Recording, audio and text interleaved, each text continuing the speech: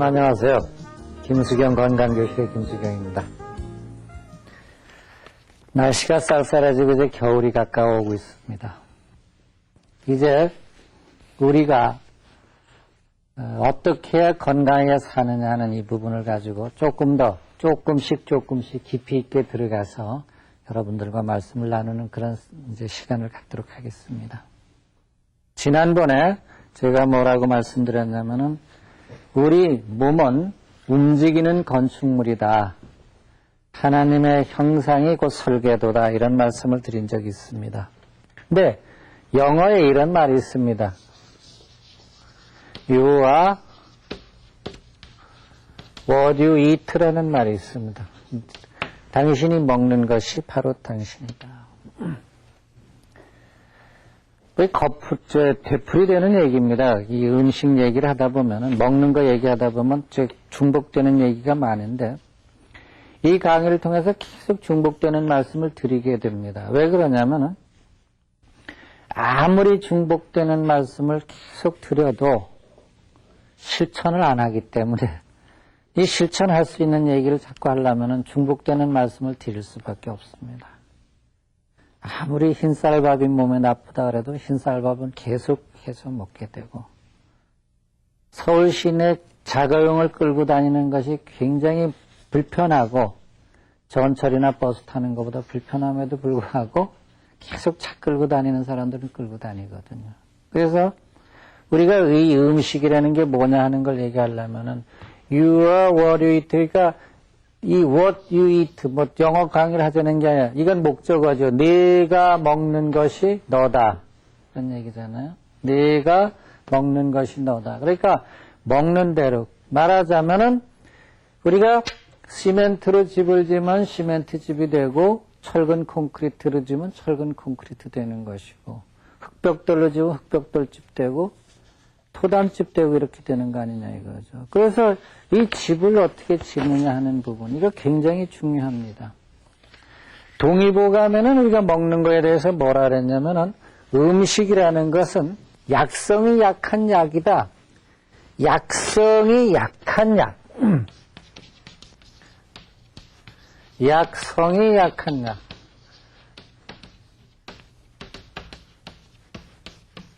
음식이라는 건 이 약성, 자연식을 얘기하는 겁니다. 이거는 약성이라는 건 약의 성질이죠. 약의 성질이 약한 약이다. 그러나 이 약성이 약한 약도 계속 먹을 때는 어떻게 먹느냐에 따라서 그 사람의 건강이 좌우된다 이런 얘기죠. 우리가 인삼이 좋다. 그럼 인삼이 몸에 잘 받는 사람도 인삼이 좋다 그래가지고 인삼을 계속 먹으면은 나중에는 인삼이 지니고 이 성질이 기를 올리는 성질이 있거든요. 그래서 그 기를 올리는 성질이 결과적으로 그 사람의 건강을 나쁘게 만드는 수가 있습니다. 냉수가 계속 좋다. 그래서 냉수를 계속 먹는 사람도 오래 먹다 보면 냉수가 몸을 냉하게 해가지고 이제 문제가 생기는 경우도 있고 그렇죠. 그래서 약성이 약한 약이라 그럴 때 음식을 아무렇게나 막 먹으면 되겠느냐? 아니다 하는 얘기입니다. 그래서 우리 몸이라는 것이 이렇게 음식이 먹어지는 대로, 먹는 대로 음식이 이제 병을 고칠 수도 있고 몸을 좋게 만들 수도 있다는 이 사실을 인식하면은 먹는 거를 함부로 먹을 수가 없습니다. 그래서 어떤 음식이 좋으냐 이런 부분을 여러분들하고 이제 단계적으로 한번 나눠보자고요.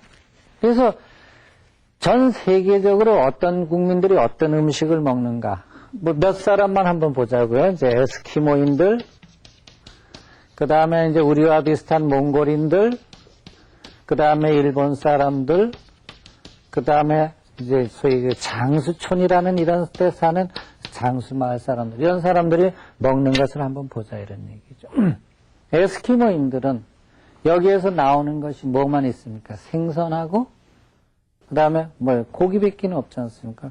그래서 생선하고 여기 무슨 풀이 있을 리가 없고 그렇지 않습니까? 그러니까 에스키모인들은 고기하고 생선만 먹기 때문에 이 사람들은 왜 그래도 살 수 있느냐? 이 사람들은 이게 없으면 못 살아요. 비계가 없으면 못 삽니다. 기름 덩어리 없으면 거기 뭐 영하 40도 이상 되는 데서 어떻게 살겠습니까? 그리고 얼음집에서 살지 않습니까? 그러니까 기름을 먹고 살고 그렇게 되면서 이 사람들은 대신 뭐예요? 머리가 짧아요. 수명이 짧아요. 네? 엄청 짧습니다. 몽골도 마찬가지다. 몽골이라는 나라 사람들은 주로 주식이 양젓, 양고기 뭐 이런 거죠. 그래가지고 거기도 머리가 춥기 때문에 거기도 살이 쪄야 되는 부분도 있지만 여기 사람들은 먹거리가 그래서 조로라는 게 빨리 늙습니다. 일본이라는 나라는 옛날부터 어떻게 했냐면 소식을 해왔죠. 일본 문화를 갖다가 무슨 문화냐면 이 선식 문화라고 합니다. 선식. 선식이라는 게 사찰 음식의 문화라고 하는데 이 선식의 문화를 통해서 소식이라는 문화가 발달된 겁니다. 그러니까 닭광이라든가 나라스케라든가 우메보시라든가 이런 일본 음식 문화. 그러니까 밥 한 공기에다가 그런 매실 장아지죠. 매실 장아지 한 개라든가. 또 뭐 그 닭광 같은 거 한 두세 쪼가리. 아니면 나라스케라는 것도 마찬가지 뭐 닭광이나 비슷한 거 아닙니까? 이런 김도 요만한 거 한두 쪽. 이래가지고 먹고. 그 다음에 미소시루라 그래가지고 뭐 된장국 그 국물 한 그릇 이렇게 먹는 거. 이렇게 소식 문화로 이어져 오고. 이렇게 되다 보니까 일본이 오늘날 세계 최장수국이라는 그러한 그 명예를 누리게 된 거죠. 장수촌도 마찬가지. 장수촌을 세계 3대 장수촌을 어디라 하냐면 이 빌카밤바라는 데하고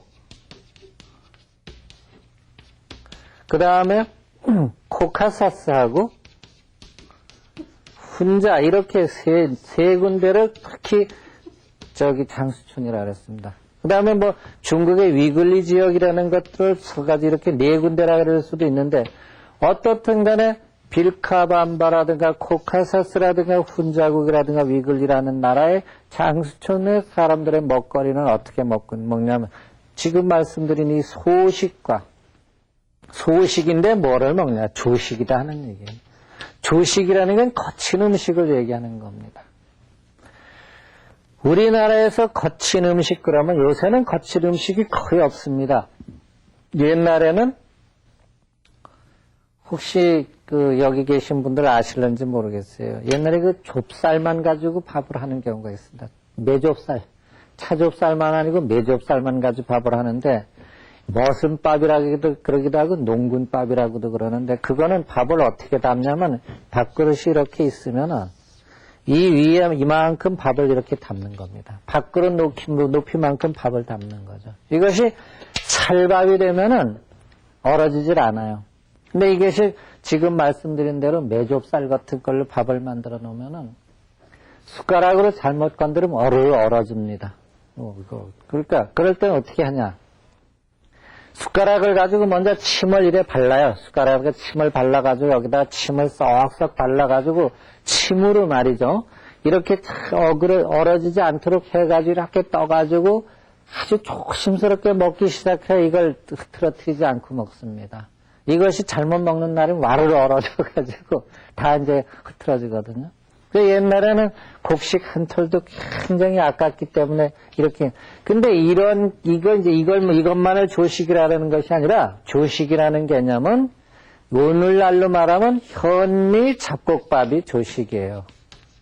현미하고 잡곡. 그러니까 우리가 이 오곡 잡곡밥이라고도 그러는데 오곡이라는 얘기는 쌀, 보리, 콩, 수수, 기장. 이게 오곡입니다.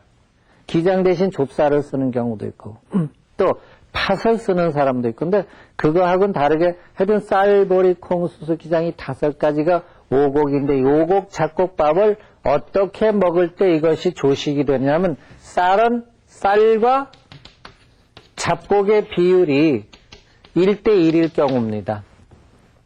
쌀과 잡곡의 비율이 1대1일 때는 우리가 밥을 해놓으면 쌀은 거의 없는 것 같아요. 완전 잡곡밥이 되는 겁니다. 쌀이 반이나 들어갔는데도 이 쌀 같질 않아요.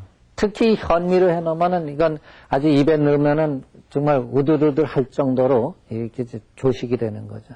이렇게 된 잡곡밥을 먹게 되는 걸 갖다 우리가 조식이라 그럽니다. 근데 이 장수촌에 공통적인 특징은 뭐냐면은 이런 조식을 먹는다는 게 장수촌의 공통적인 특징입니다.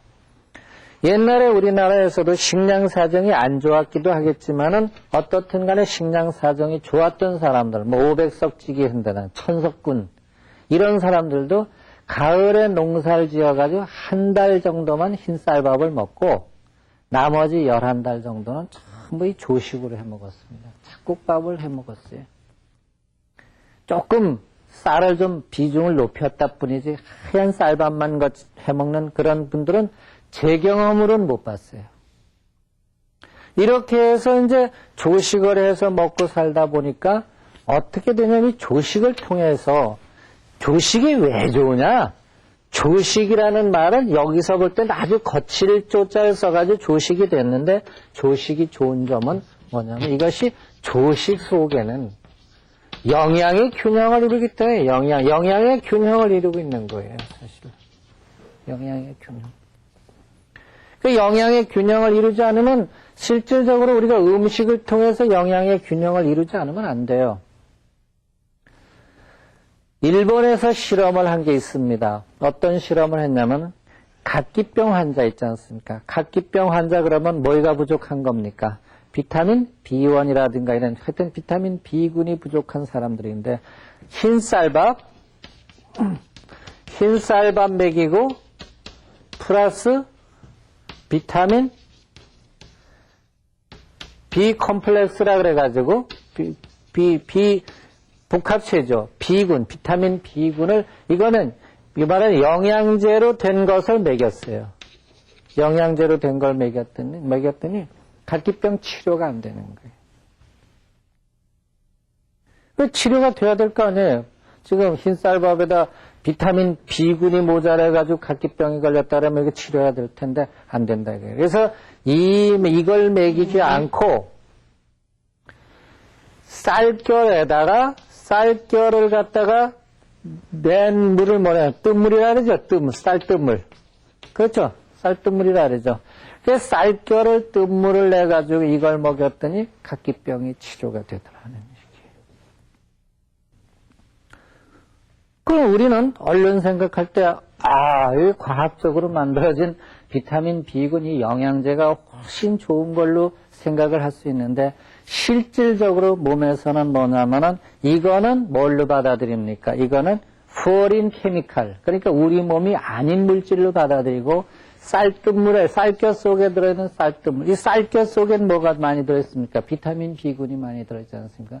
이것이 들어있는 쌀뜨물을 먹였더니 그 사람은 각기병이 치료가 되더라. 아주 깨끗하게 치료가 되더라 하는 얘기죠.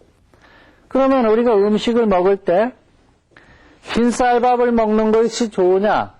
흰쌀밥 먹지 말고 말하자면 현미, 잡곡밥, 그러니까 조식 이렇게 거친 음식을 먹느냐 하는 부분은 이렇게 됐을 때 뭐예요? 이 영양소의 균형이라는 의미가 바로 이런 겁니다. 실질적으로 조식이라는 건 흰쌀이 아니고 현미일 땐 현미엔 뭐가 들어있습니까? 씨눈에 쌀겨가 들어있지 않습니까? 쌀겨 속에는 지금 여기 비타민 B 컴플렉스라는 이 영양제, 비복합체 영양제 속에 들어있는 것보다 더 좋은 영양제가 어디 들어있냐? 쌀 씨눈 속에 들어있다. 그러니까 우리가 조식이라고 생각하지만 실질적으로 이건 조식이 아니에요. 정말로 좋은 영양식이 되는 거죠.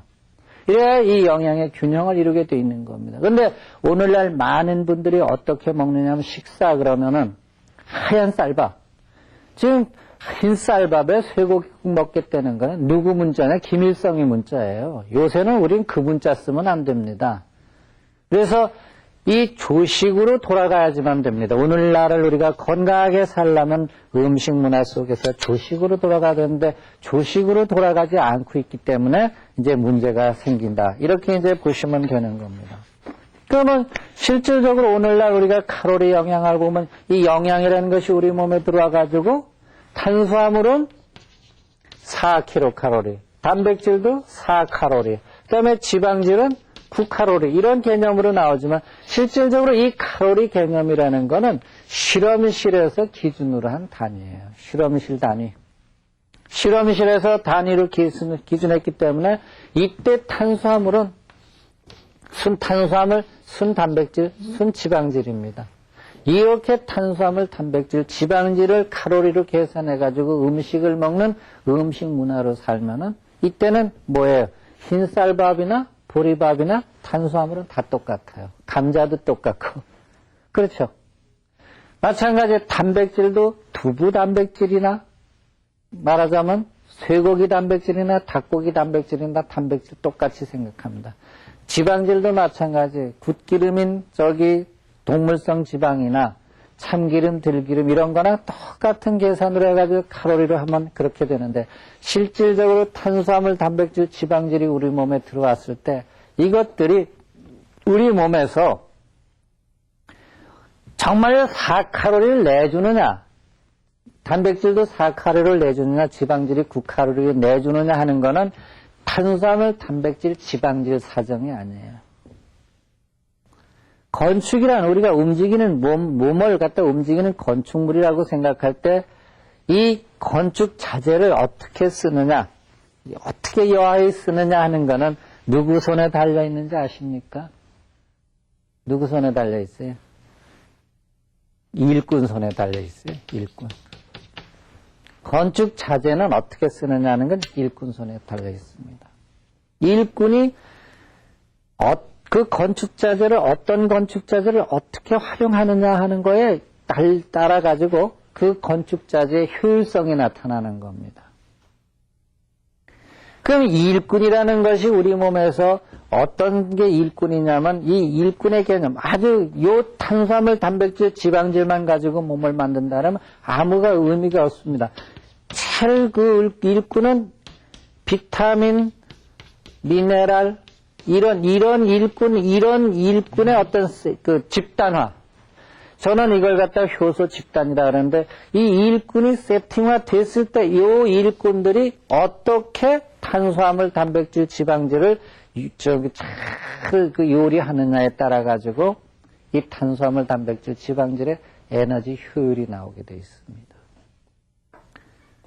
현대인의 먹거리 중에서 제일 나쁜 먹거리 문화가 형성돼가는 가장 큰 이유는 뭐냐?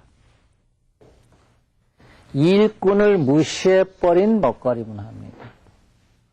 저는 식품 가공학을 전공한 사람 중에 하나인데요. 식품 가공학이 가장 저지른 범죄 중에 제일 큰 범죄가 뭔지 아십니까? 일꾼을 갖다가 무시해버린 거예요.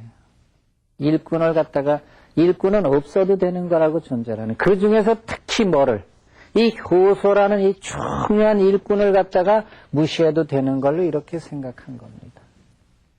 그래서 효소라는 일꾼을 무시해가지고 효소가 없는 식품이라는 거는 실질적으로 탄수화물, 단백질, 지방질을 아무리 먹어도 소용없습니다. 예를 들어서 여러분 지금 밥을 입에다 한 입 물고 한 100번쯤 씹는다. 그러면 그 씹는데 치아가 소화를 시켜줍니까? 침샘에 들어있는 효소가 소화시켜줍니까? 예? 침샘에 들어있는 효소가 소화시켜주죠. 그 이빨 자체는 아무리 오래 씹어도 잘게 부수는 역할밖에 못합니다. 아무리 오래 씹어도 잘게 부수는 역할밖에 못해요. 그런데 이 침 속에 들어있는 알파아밀라제라는 효소가 있음으로 해가지고 밥을 오래 씹으면은 밥이 달짝지근해지면서 흔하게 되지 않습니까? 그 침에서 나오는 효소, 알파아밀라제는 효소가 없으면 아무리 입에서 씹어봐야 소용이 없는 겁니다. 그게 이 효소의 개념이에요. 그게 말하자면은. 근데 입에서 나오는 이 침 속에 들어있는 침에서 나오는 알파아밀라제도 중요하지만 그보다 더 중요한 게 뭐냐면은 씨는 속에 들어있는 그 식물, 그 씨앗이 싹을 내게 만드는 그 효소가 훨씬 중요한 거다는 얘기죠. 이걸 우리가 간과하는 경우가 많아요. 왜 현미 잡곡밥을 먹고 그래야 되느냐 하는 개념은 이렇습니다. 여러분들께 아주 잘 정리하게 말씀을 드리면은 여기 한 알의 씨앗이 이렇게 있습니다. 콩이 됐든 쌀이 됐든 보리가 됐든 수수가 됐든 다 좋습니다. 뭐 옥수수라는 건 이렇게 생겼죠. 옥수수라는 건 이렇게 생겼으니까 이건 옥수수는 좀 다르고 옥수수는 씨눈이 여기 들어 있습니다. 네? 옥수수라는 거. 그런데 이 씨눈 속에 여기 씨눈에는 반드시 몇 가지 조건이 들어있냐면 이 씨눈 속에는 여기에는 이게 굉장히 중요하기 때문에 계속 되풀이 얘기합니다. 생명력이 들어있고 생명력을 뒷받침해주는 효소와 비타민, 미네랄, 그 다음에 아루물질 이런 것들이 생명력을 뒷받침해주게 여기 이렇게 들어있습니다. 그러면 요거는 이제 껍질은 뭐냐면 이 영양소가 어디를 도망가지 못하게 하는 보호장치예요, 보호장치. 그럼 여기에 있는 이 영양소 있지 않습니까? 여기에 있는 영양소는 뭐예요? 이름 그대로 이게 뭐예요? 이 싹이 날 때 필요라는 비료입니다, 비료. 이 싹이 날 때 싹을 내주는 비료예요, 여기 있는 영양소는. 이 비료 역할을 하는 겁니다. 그러면은 이 껍질로 보호된 비료가 어떤 때 필요하냐면 이 생명력이 발현이 돼가지고 싹이 날 때 비료는 필요한 거거든요. 그래서 이 싹이 날 때 비료가 필요하면 어떤 때 싹이 나냐면은 온도와 습도와 공기와 이 폐하라는 이 조건이 맞으면은 여기서 싹이 나거든요. 그때 이 생명력이 이 조건이 맞을 때 껍질 속에 보호된 비료를 이용해가지고 뭐는 싹을 착 낸다 이런 얘기죠. 싹을 내는 거 아닙니까? 그때 싹을 내게 하는 생명력을 내면서 여기요 비료를 갖다가 싹이 나는데 영양소인 비료를 갖다가 영양소로 이용하게 하는 그 힘이 어디냐? 여기다 들어있어요. 그러니까 생명력을 싹을 내게 하는 기운과 이 비료를 갖다가 영양소를 비료로 이용해가지고 쓰는 이 힘이 바로 이 효소와 비타민 미네랄 여기에 들어있다는 얘기입니다. 그리고 우리가 이제 이런 거 한번 보시면 되잖아요. 봄에 모짜리를 해가지고 별을 물에다 심었잖아요. 물에다 심었는데 논에다 심었는데 나중에 이렇게 모가 자라서 보면은 이 싹이 난데 뭐가 여기 텅 빈 뭐가 들어있어요. 예? 왕겨 같은 게 붙어 있잖아요. 예? 왕겨 같은 게 붙어 있어요. 그 껍질을 뭘로 쓴 거예요? 이 속에 있는 영양은 뭘로 썼어요? 비료를 쓴 거 아니에요. 그래가지고 이제 여기서 싹이 이렇게 뿌리가 이렇게 났잖아요. 요걸 갖다가 논에다가 옮겨 심으니까 요것이 뭡니까? 이제 이것은 땅에 있는 영양을 빨아들이고 이거 파란 기운은 태양 에너지를 받아들여가지고 뭡니까? 자라는 거 아니에요? 생명 현상이 유지되는 거죠. 이렇게 해가지고 생명력을 이어가서 또 이제 그 열매를 맺게 되고 이렇게 되는 거 아니냐. 그래서 그러면은 이 껍질로 보호된 이 영양소, 이 비료가 우리 몸에 들어와가지고도 이 영양소가 우리 몸에 들어와가지고 비료 역할을 해야 되거든요. 우리의 생명력을 이어가는데 비료 역할을 해줘야 되는 거죠. 그렇지 않겠습니까? 이 비료, 우리 몸 안에 들어와서 비료 역할을 해주려면은 이 역시 효소와 비타민, 미네랄, 이 물질이 없이는 이것이 비료 역할을 할 수가 없습니다. 그래서 조금 전에 말씀드린 이 조식이라는 개념, 거친 음식이라는 걸 먹어야 된다는 이유가 바로 그런 이유에 있는 겁니다.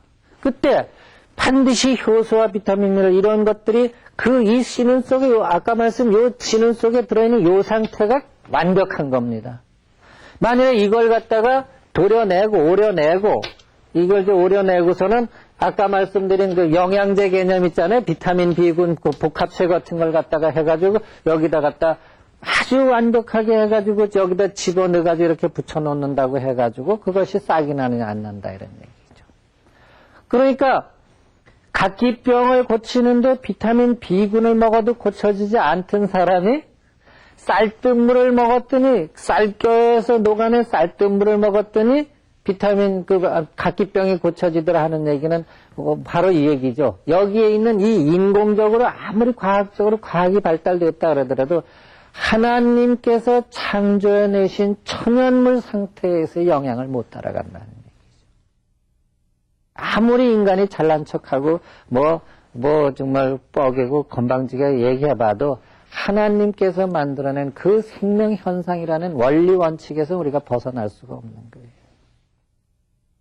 그래서 여러분들께서 좋은 비타민이라고 해가지고 뭐 이것이 뭐 외제 어느 비타민이네 뭐 이것이 뭐 생약에서 추출하는 건데 천연물이네 하고 암만 떠들어봐도 그것은 결과적으로 뭐만 못해요. 현미 잡곡 먹는 것만 못한 거죠. 따지고 보면. 그러니까 우리가 현미 잡곡 속에 그러한 성분들이 들어있어가지고 그것들이 우리 몸을 제대로 만든다는 사실을 절대적으로 이제 인식을 해야지만 됩니다. 그걸 인식을 못하니까 맨날 무슨 소리를 하냐면 딴소리를 하는 거예요. 이걸 조금 더 과학적으로 얘기하면 그래요. 이 효소, 비타민, 미네랄, 아르물질이 요렇게 해가지고 싹을 내는 이게 뭐냐. 이것이 소위 말해서 이것이 크랩스 회로가 돌아가는 거고 TCA 사이클이 돌아가는 거예요. 이건 씨앗 쪽에서 얘기고 이러한 현상이 우리 몸 안에서 일어날 때 생화학적으로 그걸 뭐라냐면 크랩스 회로가 돌아간다. TCA 사이클이 돌아간다. 이렇게 얘기해요. 이제 조금 더 쉽게 얘기하면 뭐 미토콘드리아에서 발전기가 돌아간다. 뭐 이런 얘기나 마찬가지입니다. 결과적으로 그 소리가 그 소리인데 결과적으로 이 일꾼이라는 이 개념을 무시한 오늘날의 식생활. 그러니까 오늘날의 식품 가공학이 발달돼가지고 흔히 얘기하는 뭐 인스턴트 가공식품이라든가 또는 육식이라든가 이런 모든 음식들은 보면은 뭐냐 하면은 이 일꾼을 전부 도외시한 음식입니다. 일꾼을 도외시한 음식이니까 결과적으로 뭡니까? 생명력을 발현할 수도 없고 생명력을 발현하는 데 필요한 비료를 갖다가 뭐를 못합니까? 비료화하지 못해. 영양소를 비료화하지 못하는 거예요. 영양소를 먹는 건 비료화하자고 먹는 겁니다. 사실 따지고. 비료화하지 못하니까 먹으나 마나한 그런 현상이 이제 오는 그런 이제 결과가 오는 겁니다. 여러분들 이제 이해가 가시죠? 그래서 우리가 이런 부분을 갖다가 실질적으로 잘 모르니까 어떻게 되냐. 여기에서 우리가 간과하고 넘어갈 수 없는 게 또 한 가지가 있는데 겉에 붙어 있는 이 껍질은 주로 뭐냐면 셀룰로즈라 가지고 섬유질로 돼 있거든요. 껍질은 아무 소용이 없느냐? 아니다 이런 얘기예요. 껍질을 분해할 수 있는 우리 몸에 영양소는 없지만 이 껍질 속에는 여러 가지 섬유질이 들어있어가지고 이것은 우리 몸에 뭐 해야 되냐? 장내 세균의 집과 먹이가 되는 거예요. 집과 먹이. 우리는 장내 세균하고 공존하고 삽니다. 같이 살아요. 우리 집에서 고양이를 키운다. 개를 키운다. 같이 사는 겁니까? 따로 사는 겁니까? 같이 살잖아요. 그러니까 고양이도 먹이를 주고 개도 먹이를 주잖아요. 장내 세균은 평균 잡아가지고 우리 몸의 전체 세포수보다 한 2배 정도 됩니다. 우리 세포가 한 60조 정도 된다 그러면은 장내 세균의 숫자는 한 100조에서 120조 이 정도 됩니다. 한 2배 정도 됩니다. 그러면 실질적으로 장내 세균하고는 따로 사는 거가 아니라 같이 사는 거 아닙니까? 그러면 걔네들한테도 뭘 지어줘야 돼요? 집을 지어주고 먹이를 제공해줘야 돼요. 그 집을 지어주고 먹이를 제공해줘야 되는데 이 세균의 집과 먹이 역할을 하는 것이 껍질 속에 들어있는 섬유질이다. 그러니까 실질적으로 오늘날에 도정 기술이 발달되고 뭐 모든 밀가루 만드는 기술이 발달되고 그러다 보니까 뭐를 또 없애버립니까? 섬유질을 없애버리죠. 섬유질을 없애버리니까 실질적으로 장에 세균들이 어떻게 됩니까? 집도 없고 먹을 것도 없어요. 그럼 세균들이 가만히 있겠어요? 반란을 일으킬 거 아닙니까? 그래서 세균들이 반란을 일으켜가지고 생기는 병들이 아주 쉽게 얘기하면 대장암이라든가 직장암 같은 게 되는 거예요. 변비 같은 게 되는 겁니다. 말하자면 쉽게. 아주 가까이는 변비. 그 다음에 변비가 심해지면 항문에 치질이 오죠? 그 다음에 뭐가 오겠습니까? 대장암이라든가 직장암 같은 이런 증상들이 오게 되는 거예요. 그러니까 그거는 뭐냐? 장내 세균하고 공생하겠다는 걸 포기한 사람들에게서 오는 거예요. 근데 요새 그런 사람들이 너무 많다는 사실이 이 시대의 건강을 나쁘게 하는 큰 원인이 된다. 여러분 이해가 가시죠? 그러니까 실질적으로 하나님께서 우리에게 먹거리로 주신 것들은 갖다 그대로 먹으면 되는데 그렇게 안 먹으니까 오늘날에 어떤 현상이 오느냐. 오늘날에 많은 사람들이 앓지 않아도 될 병을 앓고 산다. 그러니까 이 먹거리라는 게 이만큼 소중하다. 이것을 여러분들께서 인식하시는 그런 시간이 되셨으면 참 좋겠습니다. 감사합니다. 여러분 안녕하셨어요. 김수경 건강교실의 김수경입니다. 지난 시간에는 싹이 나고 그 싹을 내는데 필요한 그 비료 이런 부분을 가지고 말씀을 드렸습니다. 근데 오늘은 우리 몸이 자연이다. 이 부분을 가지고 여러분들에게 말씀을 드리겠습니다. 제가 여기서 제 체험을 하나 말씀을 드리겠습니다. 지금부터 한 15년 전에 제가 만난 어떤 분은 23살에 위암이 걸려가지고 캐톨릭 신학대학을 다니던 분인데 그 신학대학을 자퇴를 하고 한라산 산속에 들어가가지고 3년을 타잔 같은 생활을 하고 건강이 완전히 회복이 돼가지고 23살에 위암이 걸렸다가 78살이라는 나이 55년을 건강하게 살다가 78에 돌아가실 때 병명이 위암이라는 병명을 가지고 돌아가시는 분을 제가 직접 봤습니다.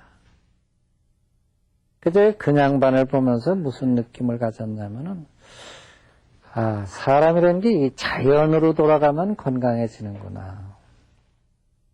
그래서 저는 이 성경에 나오는 말 있잖아요. 너는 흙이니 흙으로 돌아갈 때를 생각해라. 그 흙이라는 거. 우리가 이제 먹이사슬로 놓고 보면은요, 이렇습니다. 먹이사슬을 보면 저 꼭대기에 사람이 있습니다. 보면 여기 이제 동물도 있고, 동물도 이제 육식동물이 있고, 그 다음에 밑에 초식동물이 있고, 그 다음에 쭉 보면 이제 맨 마지막엔 크로에라 같은 그 단세포 식물이 있습니다. 단세포 식물. 그 단세포 식물에서 올라가서 맨 마지막에 사람 올라가니까 사람으로 이제 먹이사슬이 끝난 것 같죠. 근데 실질적으로 사람은 또 누구의 먹이가 되는지 아십니까? 누구의 먹이가 돼요? 사람은 미생물의 먹이가 돼요. 그 실질적으로 이렇게 돌아가는 거죠. 미생물의 먹이가 돼요. 그러니까 미생물의 눈으로 볼 때는 사람이 아니죠. 쟤네들의 먹이입니다. 그럼 사람이 죽어가지고 땅 속에 묻히면 완벽하게 미생물의 먹이가 돼가지고 이제 썩어 없어지는 거죠. 근데 이제 전에는 사람이 흙이니까 흙으로 돌아가라는 이런 거에 대해서 잘 인식을 못 했었어요. 실질적으로. 지금도 아마, 그냥 흙이니까 흙으로 돌아가라나 그러나 보다. 이렇게 생각하는 분들이 많은데, 실질적으로 과학적으로 규명을 해봤습니다. 규명을 해보니까, 이제 어떤 일이 일어났느냐. 이거 우리 기독교 믿는 분들은 꼭 좀 알아야 돼요.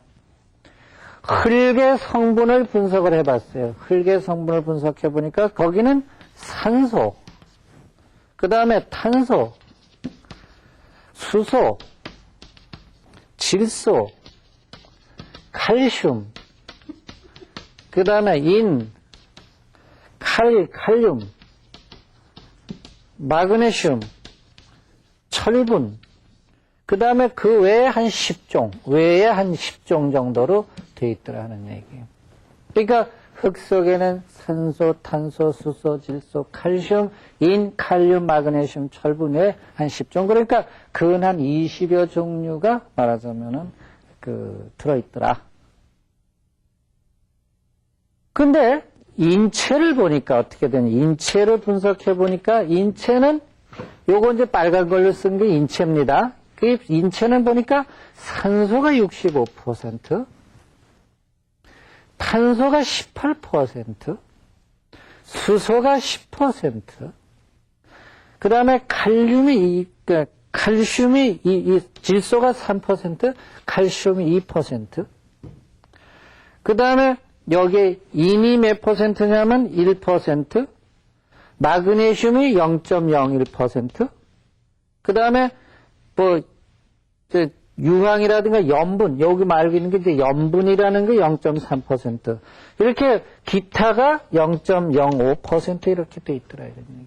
그러니까 결과적으로 흙의 성분인 산소, 탄소, 수소, 질소, 칼슘, 인, 칼륨, 마그네슘, 철분의 10종이라 하는데 인체도 성분 보니까 산소, 탄소, 수소, 질소, 칼슘, 인, 칼륨, 마그네슘, 그 다음에 염분이 들어있으니까 염분, 기타가 0.05%. 그러니까 흙과 뭐하고 인체는 뭐다? 같더라 하는 얘기죠.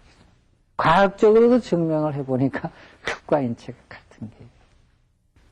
그 결과적으로, 그러니까 여기서 우리가 꼭 중요하게 여겨야 될 건 뭐냐면은, 만일에 흙이 죽는다. 그러면 인체가 온전하게 될 수가 없죠. 근데 지금 이 흙을 다 죽였어요.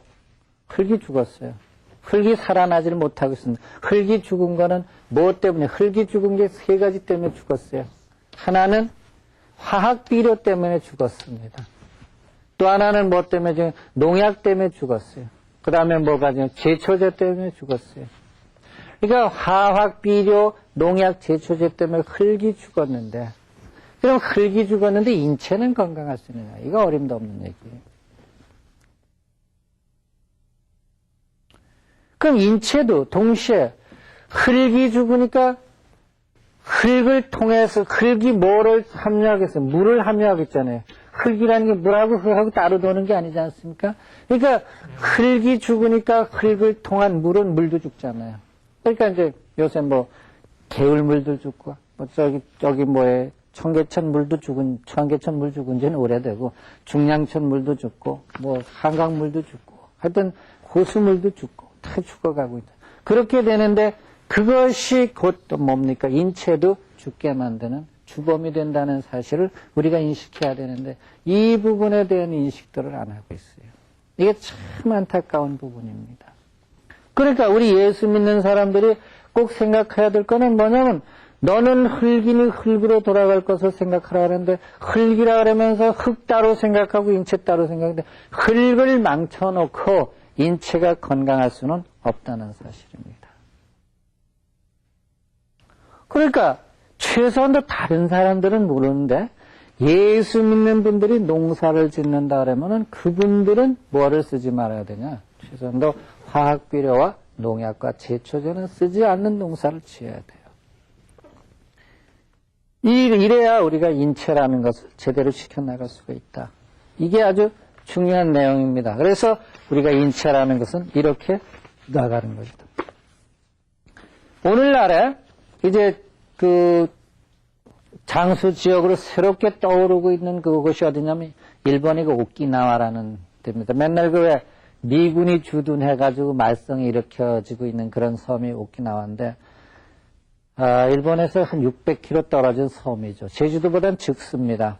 여기에 어떻게 됐냐면 이 사람들이 일본에서도 아주 장수 그런 섬으로 알려져 있습니다. 거기 장수 지역의 큰 특징이 우선 공기가 좋고 물이 좋고 그 다음에 이 사람들에게 있어서는 흙을 버리지 않고 흙을 살려내가지고 살고 있다는 얘기입니다. 그러면서 소식을 하고 이런데 실질적으로 오늘날의 우리나라 사람들의 가장 큰 비극 중에 이건 뭐냐면은 조금 전에 말씀드린 대로 화학비료와 농약과 제초제를 써가지고 흙을 살리는 이러한 그런 그 부분을 해결하지 않고 있어요. 우리 교회에서도 푸른마을 푸른밥상이라 그래가지고 화천 그 정농회하고 연결을 해가지고 푸른마을 푸른밥상을 교회 차원에서 차려가지고 경영을 하고 있는데도 우리 교인들이 여기에 대한 이해를 못해가지고 그 푸른마을 푸른밥상이 장사가 잘 안 돼요. 그래서 이 기독교 텔레비전을 시청하시는 우리 교우들 여러분들께 제가 부탁드리고 싶은 거는 흙을 살리지 않고는 절대 건강할 수 없다는 거. 그래서 여러분들께서 조금 더 경제적인 부분에 부담이 가더라도 이 유기농산물을 애용하시는 그런 습관을 키워주십사 하는 걸 저는 부탁을 드리는 겁니다. 좀 값은 좀 비싸요. 간단하게 얘기해서 제초제 쓰면은 혼자 1시간만 뿌리면요 밭 몇백 평 그 풀 싹 죽일 수가 있습니다. 이 풀을 사람 인력으로 뽑으려면 어떻게 수십 명이 달려들어가지고 하루 종일 뽑아도 못 뽑습니다. 농약도 마찬가지예요. 밭이 이제 600평을 하루가리라 그랬는데 600평에 있는 어떤 벌레를 잡는다 그러면 한 20명이 달라붙어가지고 하루 종일 잡아도 다 못 잡습니다. 못 잡아요. 또 그뿐인가? 또 생기지? 근데 농약을 한 번 주면 어떻게 되겠습니까? 뭐 한나절도 못 뿌려도 농약 쫙 뿌리면 벌레 다 죽으니까. 근데 이 농약 때문에 사람이 죽는다는 사실, 제초제 때문에 사람이 죽는다는 사실을 모르는 거예요. 왜? 여기서 이제 말씀을 드릴게요. 지금 여기 말씀드린 대로 흙은 이렇게 성분이 이렇게 돼 있어요. 흙이 이런 성분으로 돼 있으면은 지금 화학 비료라는 게 뭐냐?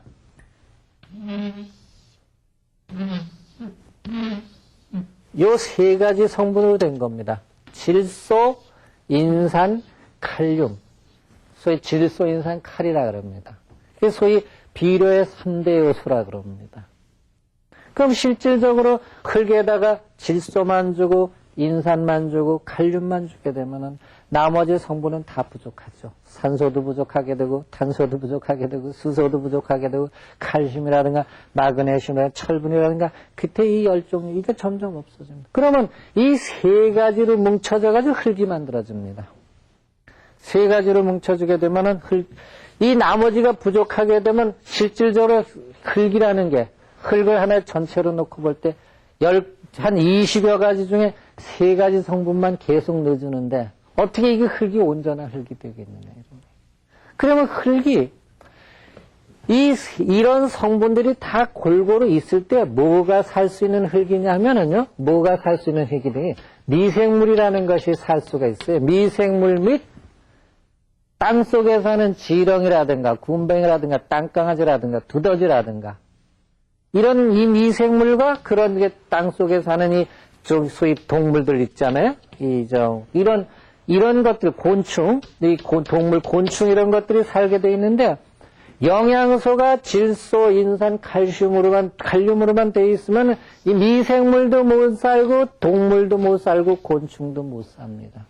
이것들이 못 살면은 이 흙은 뭐 어떤 흙이 되면 죽은 흙이 되는 게 죽어가는 흙이 되는 겁니다.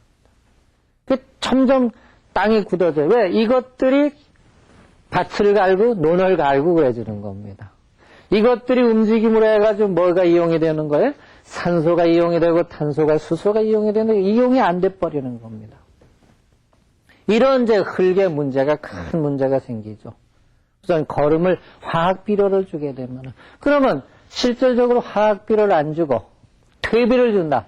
퇴비 속에는 뭐 똑같은 성분이 들어가기 때문에 흙의 지력을 더 돋궈주고 여기에 뭐가 살게 돼 있어요? 미생물이 살고 동물이 살고 있고 곤충이 살 수 있게 돼 있다.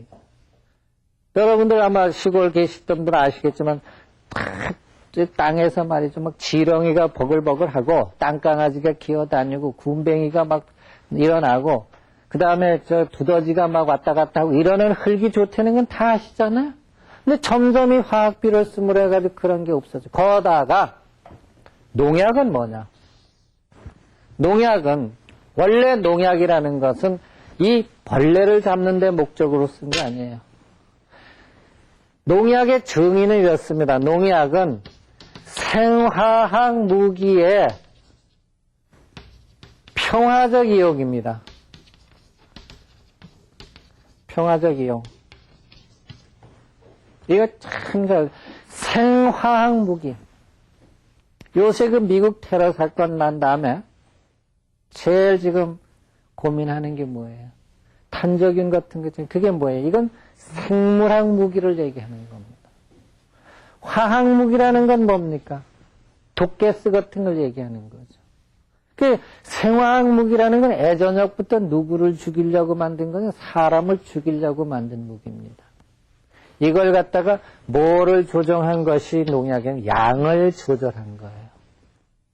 양을 벌레를 잡을 정도로 조절하면 그것이 농약이 되는 겁니다. 그러니까 이것도 양을 사람 죽일 만큼 쓰면 사람 잡는 무기가 되는 거죠. 또 제초제는 뭐냐? 제초제도 원래 제초제로 만들어진 게 아니에요. 제초제의 원래 그거는 고엽제라고 있습니다. 고엽제. 이거는 말을 꽂자 잎사귀 엽자입니다. 고엽제, 잎사귀를 말려 죽이는 그런 약입니다. 이건 어디서? 전쟁터에서 특히 어디를 상대로 전쟁할 때, 밀림을 상대로 전쟁할 때. 이 고엽제가 제일 많이 쓰여진 데가 어디냐? 월남전 당시거든요. 월남전 당시에 그 월남의 밀림을 갖다가 그 베트콩들이 누비는데 미국에서 어떻게 할 수가 없으니까 고엽제를 갖다가 비행기에서 쫙 뿌리면은 나무가 다 말라서 죽거든요. 그러니까 베트콩의 은신처를 없애버리는 거죠.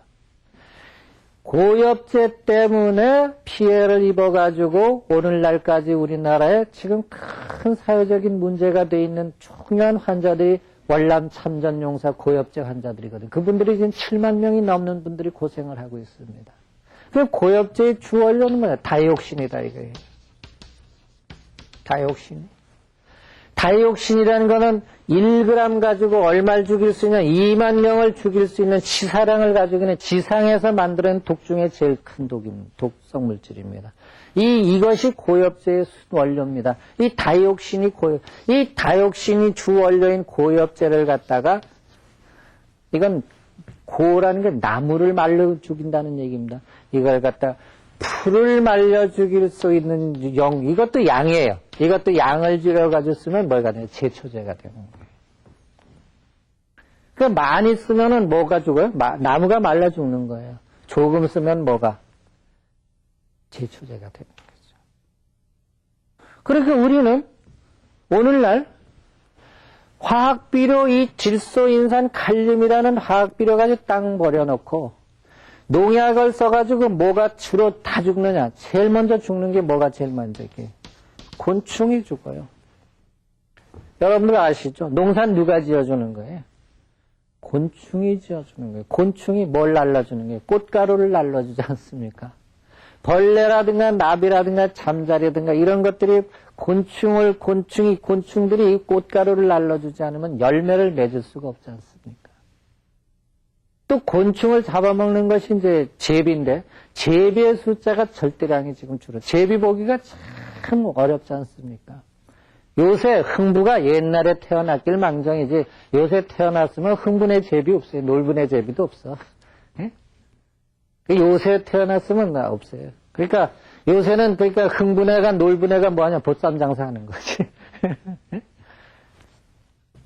이 곤충이라는 것을 이 농약을 통해서 다 죽이는 거예요. 그리고 곤충이 없는 농사, 이거는 있을 수가 없는 거예요. 그 다음에 이 농약이라는 것이 양을 많이 쓰면 생화학무기니까 그것이 먹게 되면은 대개 농약이라는 게 씨앗이라는 거 열매 속에 겉에 붙어 있는 거를 대단히 위험하다고 생각하는데 천만의 말씀입니다. 겉에 붙어 있는 농약은 그렇게 중요하지 않아요.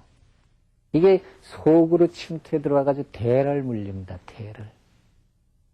마찬가지입니다. 고엽제 자체가 이 다이옥신이라는 것이 금방 들어와가지고 문제가 생기는 게 이것이 심지어는 유전까지 되는 거예요. 대를 물립니다.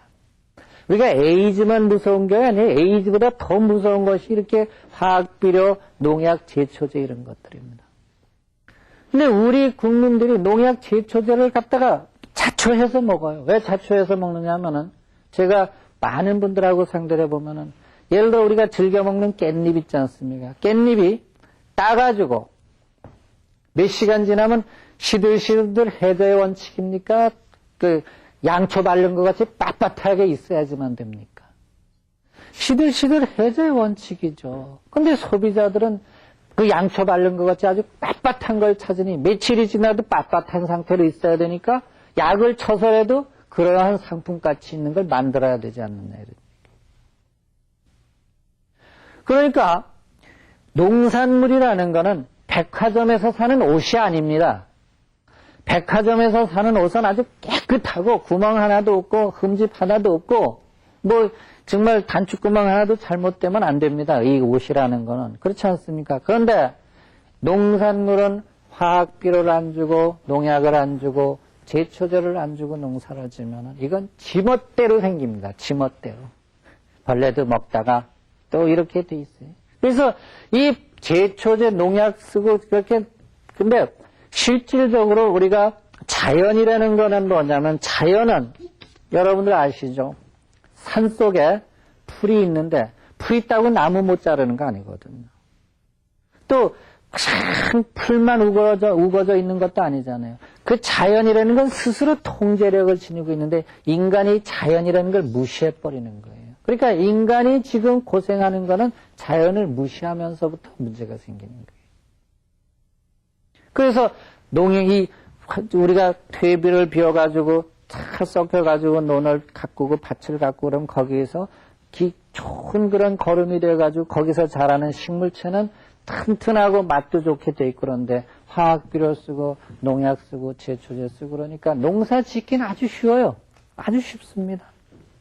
근데 그 결과 어떤 일이 있냐면 우리 국민들의 우리 몸의 건강을 망치는 그러니까 결과적으로 그 결과 흙이 나빠지니까 흙의 소산이 우리 인체의 양식이 아니냐 이거죠. 그렇죠? 흙의 소산을 땀 흘려서 우리 땀을 흘려서 흙의 소산을 먹으라고 성경에도 말씀을 하고 있고 실제로 그런데 흙이 이렇게 나빠져고 흙이 병들고 거기에 따라서 이런 풀도 다 죽고 벌레도 다 죽고 이렇게 된 상태에서 흙의 소산이 인체에 들어오니까 인체가 건강할 수가 없는 거죠. 오늘날 우리의 비극은 뭐냐면 인체를 이렇게 흙을 잘못 다뤄가지고 인체를 망치고 있다는 사실입니다. 이 부분이 오늘날 우리가 해결해야 할 부분 중에 아주 중요한 부분이라고 저는 생각을 하는 겁니다. 그래서 여러분들께서 아셔야 될 내용은 뭐냐면은 이렇게 해가지고 실질적으로 잘못된 원료 자체가 잘못되어 있죠. 원료 자체가 잘못되어 있는데 이렇게 잘못되어 있는 원료를 갖다가 지난 시간에 말씀드린 대로 또 뭐 하는 거예요? 가공을 해가지고 일꾼을 다 버린다 그랬잖아요. 효소서부터 비타민, 미네랄 이런 걸 다 일꾼을 버려가지고 이걸 이렇게 해가지고 인체를 만드니 인체가 온전할 수가 없는 거죠. 여러분들께서 아시죠? 다니엘서 1장 8절 이하의 말씀 보면은 다니엘 선지자가 느부갓네살 왕한테 붙들려 갔나요? 예? 거기 가가지고 뭘 먹고 환관장이 뭐라 그랬습니까? 뭘 먹으라 했어요? 임금의 밥상과 그러니까 수라상하고 똑같은 음식을 먹어라. 그랬을 때 다니엘이 뭐라 그랬어요? 우리는 안 먹겠노라. 그래가지고 실험을 해보자. 임금의 밥상을 그 수라상을 음식을 먹는 거하고 나는 내가 원래 먹던 초식으로 해가지고 말하자면 그 채식이죠. 곡채식으로 해서 먹고 살 테니까 열흘 후에 보자. 누구 얼굴이 더 좋아졌나? 그 열흘 후에 누구 얼굴이 더 좋아졌어요? 다니엘의 얼굴이 훨씬 좋아졌지 않습니까? 그러니까 그거와 마찬가지로 그때 환관장이라는 사람이 굉장히 걱정하고 근심을 했음에도 불구하고 그 얼굴이 좋아진 거는 그럼 임금의 수라상이라는 게 뭡니까? 수라상이라는 거는 뭐의 위주예요? 뭐가 위주입니까? 육식 위주예요. 육식 위주예요. 그 다음에 이 다니엘이라는 사람은 다니엘은 뭐를 먹었어요? 예? 이 채식을 위주로 했는데 이 채식을 해서 먹었더니 얼굴이 더 좋았더라. 그럼 그때 이 채식 다니엘 시대는 뭐가 없었겠어요? 화학비료도 없고 농약도 없고 제초제도 없는 거예요. 그럼 오늘날도 우리가 화학비료를 없애고 농약이라든가 제초제가 없는 상태로 그것을 갖다가 다니엘식으로 식단을 짜서 먹는다라면 오늘날의 사람들도 저는 다니엘같이 건강해지리라고 좀 확신을 하는 거예요. 근데 사람들이 이건 다니엘 시대 거다. 이거 다니엘 시대 얘기다. 이렇게 생각하고 가서 앉으면 그냥 이상한 거 많이 먹게 되고 그렇게 되는데 그게 아니에요. 그래서 인체라는 것의 근본은 조금 전에 말씀드린 대로 인체는 흙과 동일한데 지금 흙을 말살시키니까 그러면 흙이 말살되니까 뭐가 나빠졌다고요? 물도 나빠지는 거예요. 물이 지금부터 30년 전 40년 전만 해도 아무 데서나 아무 물이나 먹을 수 있었어요. 아무 물이나 마실 수가 있었습니다.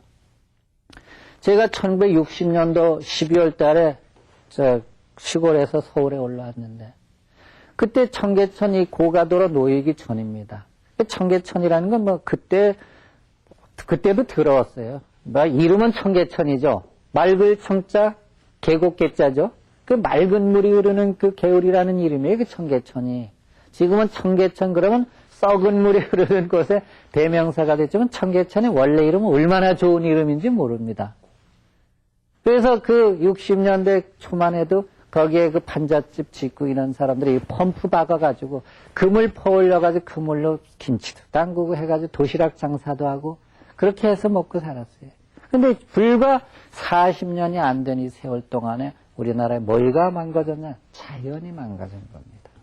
아까 시작할 때 말씀드린 대로 23살에 위암이 걸렸던 사람이 한라산 가서 그 숲속에서 타잔 생활을 하면서 3년을 살았더니 위암이 없어졌다가 55년이 지난 다음에 죽을 때 가서 늙어 죽는 상황에 가서 무슨 병으로 죽었느냐. 병명이 위암이라는 이름으로 죽게 된 거는 무슨 의미를 가지고 있느냐 하면은 그때만 해도 그만큼 자연이 살아있어가지고 그렇게 됐었는데 지금은 점점 자연이 죽어가고 있으니까 그러한 큰 문제들이 생기는 거예요. 그래서 오늘날 이 음식 문화 속에서 그러면 이런 농약이라든가 제초제를 방지할 수 있는 그런 음식이 뭐냐면 이걸 갖다가 항산화제라 그럽니다. 항산화제라 그래요. 이것들이 비타민 A, 비타민 C, 그 다음에 비타민 D, 비타민 K, 그 다음에 칼슘, 세레늄, 이런 것들입니다. 네? 이런 것들이 항산화제입니다. 그러면 비타민 A, C, D, K, 그럼 이거 말이지 영양제로 해서 먹으면 되지 않느냐? 이렇게 생각할 수가 있습니다. 근데 천만의 말씀에 이것들은 다 어디에 들어있는지 아십니까? 야채 속에 들어있어요. 야채 속에. 씨눈 속에 들어있게 씨눈과 야채 속에 들어있습니다. 네? 그 씨눈과 야채 속에 이런 항산화제가 들어있기 때문에 결과적으로는 오늘날의 농약과 제초제라든가 이런 거에서부터 해방되고 특히 요새 프리 레디칼이라는 거 있지 않습니까? 유릭이라는 거. 이런 거에서도 벗어날 수 있는 길은 이 항산화제를 통해서밖에 벗어날 길이 없거든요. 이것들이 씨눈과 야채 속에 들어있는데 오늘날의 식생활이 씨눈 안 먹고 야채들 안 먹는 식으로 가니까 항산화제까지도 섭취를 안 하고 사는 거예요. 특히 요새 젊은 사람들.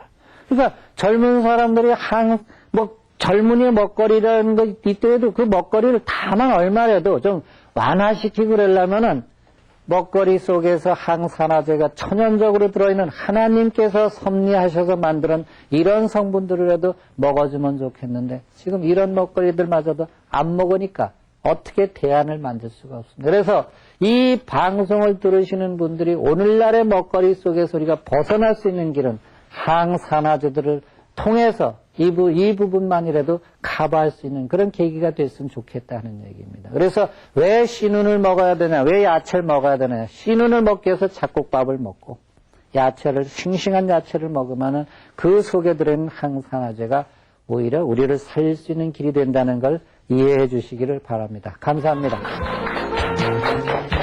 여러분 안녕하세요. 점점 추워져 가죠. 귀뚜라미 소리가 굉장히 정겹게 들리는 계절 아닙니까?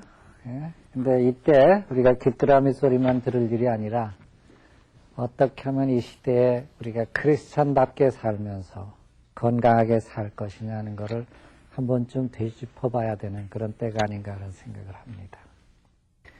지난 시간에는 그 자연에 대해서 말씀을 드렸습니다. 오늘은 내 몸에 맞는 음식은 무엇인가? 우리가 음식, 이게 몸에 맞는다. 요새는 맞춤 양복이라는 거 있지 않습니까? 맞춤 양복의 반대말이 뭡니까? 이게 뭐예요? 기성복이죠. 우리 건강이라는 문제도 이래요. 지금 맞춤 양복이라는 거는 점점 쇠퇴해가지고 사양길에 가고 있잖아요. 뭐가? 기성복 시대잖아요. 이 건강도 똑같다고 생각합니다. 한약도 원래는 뭐였냐면 맞춤 양복이었어요. 근데 요새 아마 그 한약을 지로 가보신 분들은 아시겠지만은 이 기성복 처방에 의해서 약을 짓는 경우가 참 많습니다. 뭐 온경탕증이라든가, 뭐 십전대보탕증이라든가 이런 식으로 해가지고 그 병을 갖다가 어디다 맞추냐면 약에다가 맞춰요. 음식도 마찬가지입니다. 음식도 집에서 해먹는 음식은 무슨 음식이에요? 맞춤 음식이잖아요. 밖에서 사 먹는 음식은 기성복이에요. 기성 음식이죠. 근데 이렇게 기성복이 유행하는 거와 마찬가지로 한약이라든가 약도 기성복 처방에 의해서 하고 음식도 우리는 기성 음식 이런 쪽으로 가고 있어요. 이것이 아주 대표적으로 음식이 소위 먹거리가 맞춤해서 이렇게 기성복으로 가가지고 생긴 병 중에 그 유명한 병이 뭐냐면 이 광우병이에요. 광우라는 건 미칠 광자, 소자 이 병입니다. 그러니까 소가 미치는 병이죠. 이게 이제 광우병. 뭐 이건 여러분들 잘 아시다시피 왜 광우병이 생겼느냐? 광우병이 생긴 원인은 뭐예요? 소가 뭐를 먹었어요? 소가 고기를 먹은 거예요. 소가 고기를 왜 고기를 네덜란드 같은 데서 양을 잡고 나가지고 양의 창자라든가 그렇게 양의 내장 그 부산물이 많이 나오니까 이것을 갖다가 이것이 산업 폐기물로 많이 나오니까 이것의 사용 용도를 찾다 보니까 아하 이것을 말려가지고 분쇄를 해서 사료하고 섞어가지고 소한테 먹이면 되겠구나.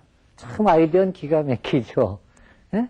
그래가지고 먹이면 되겠구나 해가지고 양의 창자라든가 양의 그 내장을 갖다가 말리는 건 쉬워요. 뭐 열을 가해서 말리거나 이러면 되니까 말려가지고 그걸 분쇄해가지고 그걸 그 소의 사료에다가 섞여 먹이니까 그 소가 결과적으로는 뭡니까?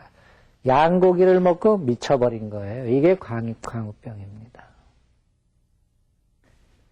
그러면 옛날에 이제 광우병이 있기 전에 뭐가 있었느냐? 광견병이 있었거든요. 개가 미치는 병. 그러니까 광우병 다음에 뭐가 있겠느냐? 광우병 다음에 뭐가 있겠어요? 광인병이에요. 사람이 미치는 병이 오겠죠. 그렇지 않겠어요? 만약에 말하자면은 소가 풀을 먹어야 될 소가 고기를 먹고 미쳤다 그러면은 사람도 사람에게 오장육부라든가 이게 먹어야 될 공식이 있지 않겠습니까? 먹어야 될 공식에 안 맞춰서 먹으면 결과적으로 모두 사람도 뭐가 되겠어요? 광우병 같은 그런 증세가 사람에게도 나타날 수가 있겠습니까? 없겠습니까? 나타날 수가 있어요. 그러니까 우리가 먹거리라고 했을 때 아무렇게나 먹으면 되는 게 아닙니다. 그래서 그 성경에서도 레위기에 보면은 뭐 핏째 먹지 마라, 생명력이 있는 걸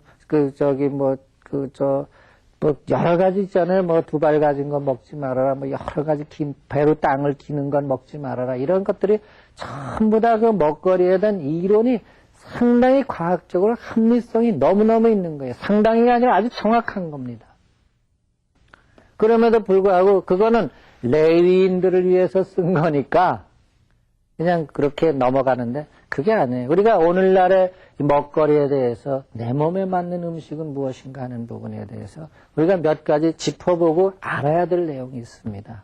그러면 그걸 알기 위해서 우리 몸의 구조라는 걸 먼저 좀 알아봐야 돼요. 이걸 갖다가 지금 여기에서 이 해부 생리학적인 구조를 따지자는 얘기는 아닙니다. 그건 의미가 없어요.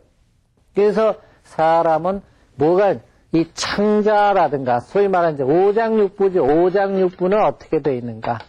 오장육부는 어떻게 되어 있는가? 치아 구조는 어떻게 되어 있는가? 이거를 갖다가 우리가 살펴볼 필요가 있습니다. 지난 시간에 말씀드린 대로 음식물을 탄수화물, 단백질, 지방질이라고 그런다 그러면은 오장육부 기준으로 하면은 침에서부터 섞여서 침에 들어있는 알파 아밀라제를 통해서 소화가 되는 것이 뭐야? 탄수화물이죠.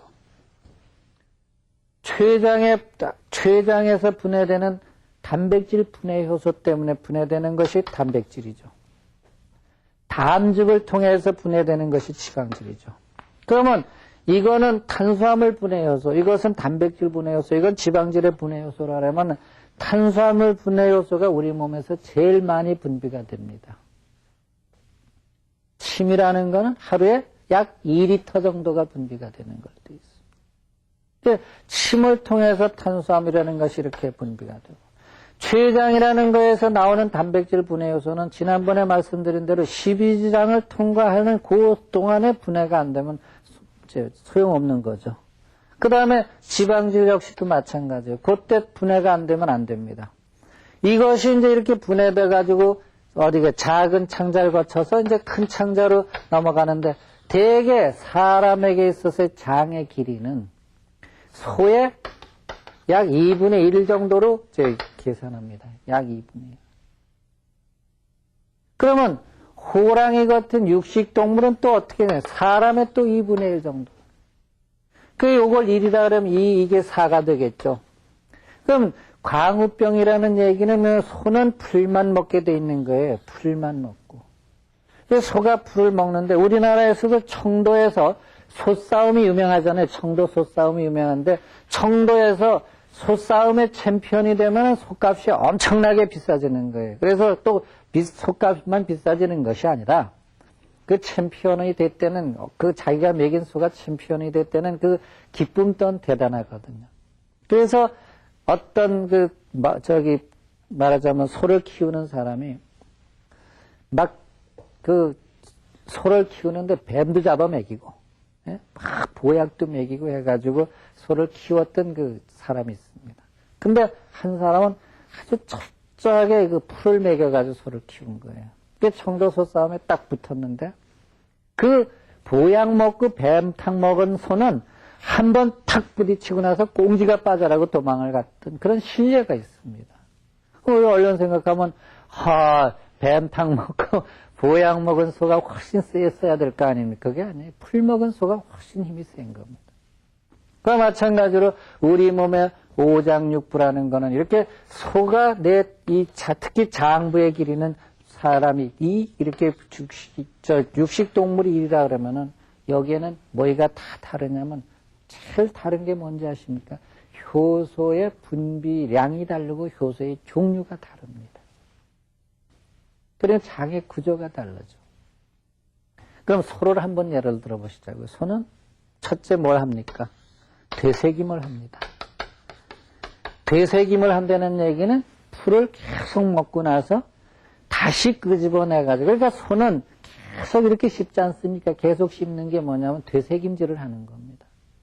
그 되새김을 해서 이렇게 넘겨가지고 제일 위에서 제일 위로 넘기고 이렇게 하면서 되새김을 한다는 게, 또 하나는 뭐냐면, 그렇게 소에게 제일 많은 건 무슨 효소가 되면 이 탄수화물 분해 효소가 제일 많다는 거예요. 그 다음에 세 번째는 뭐가 많냐면, 소는 섬유질을 분해하는 효소를 지니고 있어요. 효소. 그러니까 소는 되새김하고 탄수화물 분해 효소, 섬유질 분해하는 효소를 통해서 소라는 그 생명력을 유지하게 되어 있습니다. 근데 소가 고기를 먹었다. 그럼 소에게서는 뭐가 부족합니까? 단백질을 분해하는 효소가 부족해요. 단백질을 분해하는 효소가 부족한데, 그 분해되지 않은 단백질이 소의 작은 창자, 소도 작은 창자 있고 큰 창자 있죠. 그렇죠? 소의 작은 창자에 가서 그것이 분해 안 되고 있으면 그게 뭐 어떻게 돼요? 어떻게 되겠습니까? 부패되죠. 썩죠. 썩습니다. 틀림없이 썩습니다. 그럼 단백질은 썩으면서 어떤 성분을 내냐면, 이거 아주 그 독소. 우리가 고기가 썩을 때 무슨 냄새가 나는지 아시잖아요. 네? 그 독소, 그 질소화합물이라는 그 독한 독소를 내놓는 겁니다.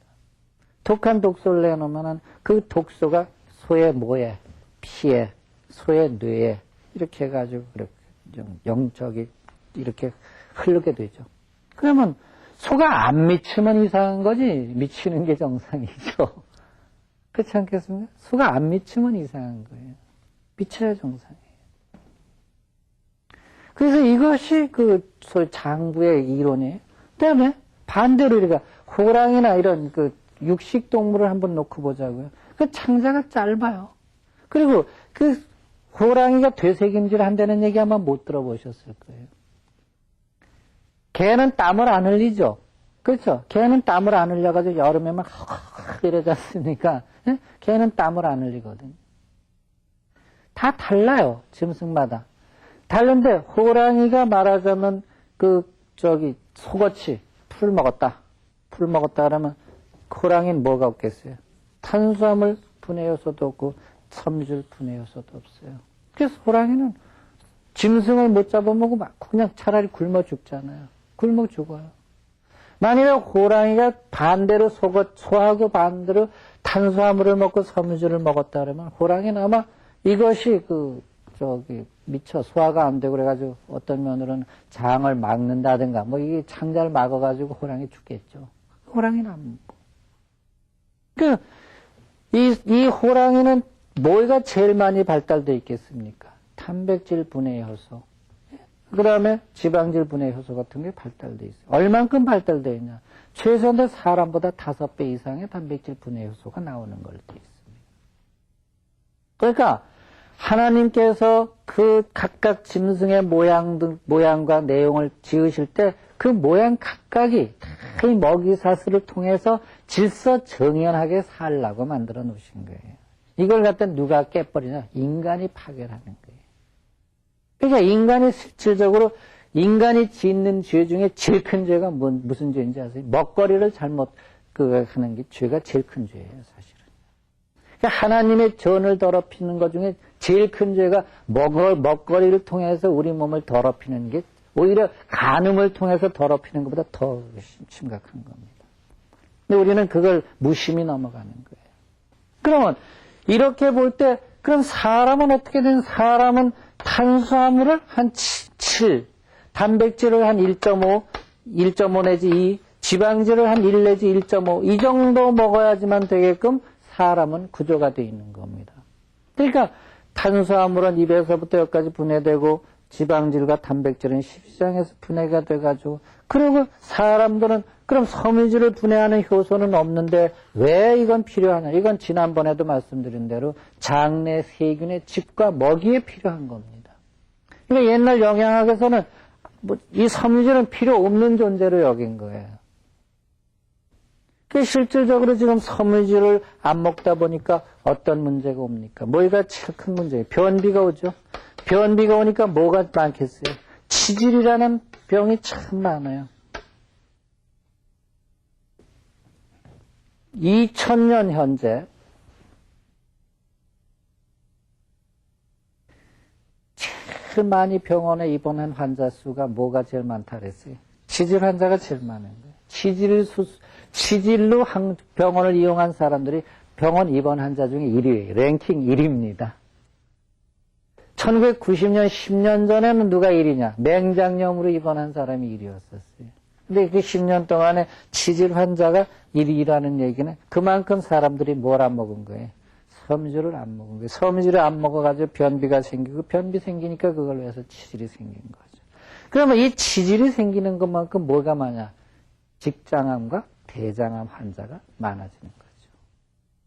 간단한 원리예요. 아주 원리가 여러분들께서 복잡하게 생각하실 그것도 없어요. 아주 간단한 원리입니다. 이것이 이제 우리 몸의 소위 맞춤이라는 부분에 대한 1차적인 오장육부에 대한 얘기입니다. 그러면 이걸 갖다가 동일하게 놓고 어떻게 보냐면은 치아 구조라는 걸 한번 놓고 보자고요. 왜 치아 구조를 말씀드리냐면 치아라는 건 우리 몸에 있어서 입이라는 거는 1차적인 소화기관입니다. 입이라는 것은. 어떤 음식이든 입을 통해서 들어와요. 특별하게 수술을 해가지고 이렇게 여길 뚫어가지고 말이죠. 식도로 막바로 호수를 집어넣고 유동식을 먹지 않는 한 사람들은 입을 통해서 들어오게 되어 있습니다. 그래서 치아가 나기 전에 알을 갖다 뭐라 해요? 유아라 그러잖아요. 유아는 뭘 못 먹어요? 씹질 못하잖아요. 씹질 못하니까 그때 뭘 먹게 돼요? 젖을 먹게 돼 있잖아요. 그 이 젖을 먹다가 치아가 나기 시작하면서부터 뭘 먹게, 고형식을 먹잖아요. 단단한 음식을 먹게 되지 않느냐, 이런 얘기예요. 그 대개 애들이 한 만 2살 정도만 되면은, 뭐, 여금니까지 거의 다 나잖아요. 그럼 고형식을 먹게 되는 거예요. 그 실질적으로 치아가 난 다음에는 이렇게 우유라든가 이 젖 같은 걸 안 먹게 돼 있는 거예요. 사람이라는 것이. 그 그러면 치아라는 것은 성인을 기준으로 할 때 어떻게 되냐면 32개가 기준입니다. 사랑니를 포함해가지고. 그 32개가 기준인데 이 중에서 몇 개가 어금니? 20개가 어금니예요. 어금니. 이거는 이렇게 구치라 그럽니다.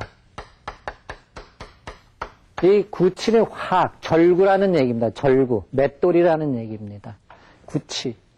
그 다음에 32개 중에서 8개가 무슨 일? 앞니입니다. 앞니는 무슨 일 하래요? 문치라 그래요. 문치 또는 자를 절자 절치라 그럽니다. 그러니까 앞니는 뭐냐면 요거는 맷돌이고 요거는 작두입니다. 작두는 여물을 쓰는 이빨입니다. 그 다음에 32개 중에서 몇 개가 남으면 4개가 남는 이걸 갖다 송곳니라 그럽니다. 송곳니는 무슨 이란 견치, 개이빨하고 똑같다 그래서 견치라 그럽니다. 그래서 사람의 이는 맷돌 역할을 하는 어금니 20개, 앞니, 작두 역할을 하는 앞니 8개, 이렇게 개이빨 역할을 하는 송곳니 4개, 이렇게 해서 32개가 되어 있습니다. 이 중에 사랑니가 어금니 속에 포함되어 있어요. 근데 어금니 중에 사랑니가 나는 사람도 있고 안 나는 사람도 있습니다. 이거는 진화론에서 얘기하는 사람들은 어떻게 얘기냐면 사람들이 문명화되면은 그 사랑니가 안 난다. 미개할수록 사랑니가 난다. 그러니까 원숭이에 가까운 사람이 털이 많고 사람에 가까운 사람이 털이 적고 뭐 이런 식인 얘기를 많이 하는데 그건 믿거나 말거나예요. 근데 일단은 어금니가 20개고 앞니가 8개고 송곳니가 4개인 것만은 분명합니다. 그러면 이 어금니 20개 맷돌이라는 개념은 뭐를 먹으려는 이쁘냐? 뭐는 이거는 곡식이에요. 곡식. 맷돌에다가 뭘 가냐? 곡식을 가는 거죠. 그러니까 이 32개 이빨 중에 20개 분량만큼 우리 곡식을 먹으라는 얘기입니다. 그 다음에 앞니 8개 분량만큼 뭐냐면 작두로 쓰는 게 뭐예요? 야채, 과일, 버섯류, 해조류 뭐 이런 종류가 전부 여기에 해당되는 거예요. 그래서 이제 우리가 말하는 그 채식, 뭐 과채류죠. 과채류. 과채류를 이제 여기도 이 분량만큼 먹게 되는 거예요. 작두에다가 뭐에 고기를 쓸 일은 없지 않습니까? 근데 이 개이빨, 송곳니 분량만큼 무엇을 먹으라는 이빨이냐? 고기와 생선을 먹으라는 이빨입니다. 이게 아주 우리 몸에 맞는 먹거리의 아주 기본적인 원칙입니다. 이거는 가만히 보시면 곡식은 거의 다가 뭐예요? 곡식의 비율은 대개 콩 같은 거 특수한 걸 제외해놓고는 곡식 속에 탄수화물, 지방질, 단백질이 다 거의 골고루 들어있습니다. 필요한 만큼은 다 들어있어요.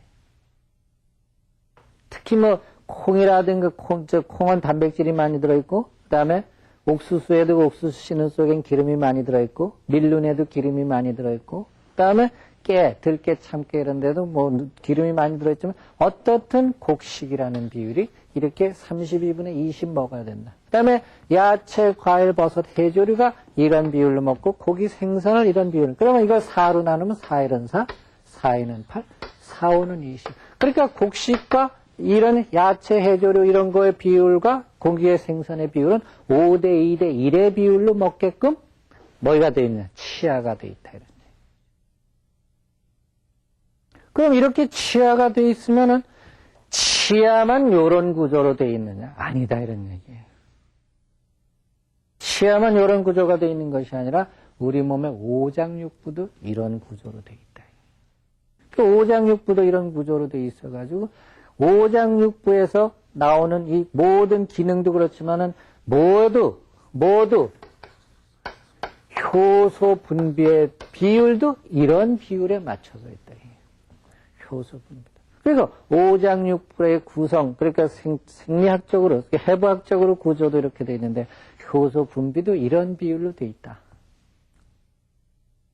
만일에 이것이 비율이 안 맞으면 룰이 안 맞는 거죠. 그러니까 이 룰이 안 맞으면 어떻게 됐냐면 우리 몸 안에서 오장육부에서 뭐가 일어나요? 난조 현상이 일어납니다. 몸 안에서 일어나는 난조 현상을 우리는 뭐래? 그걸 병이라 그러는 거예요.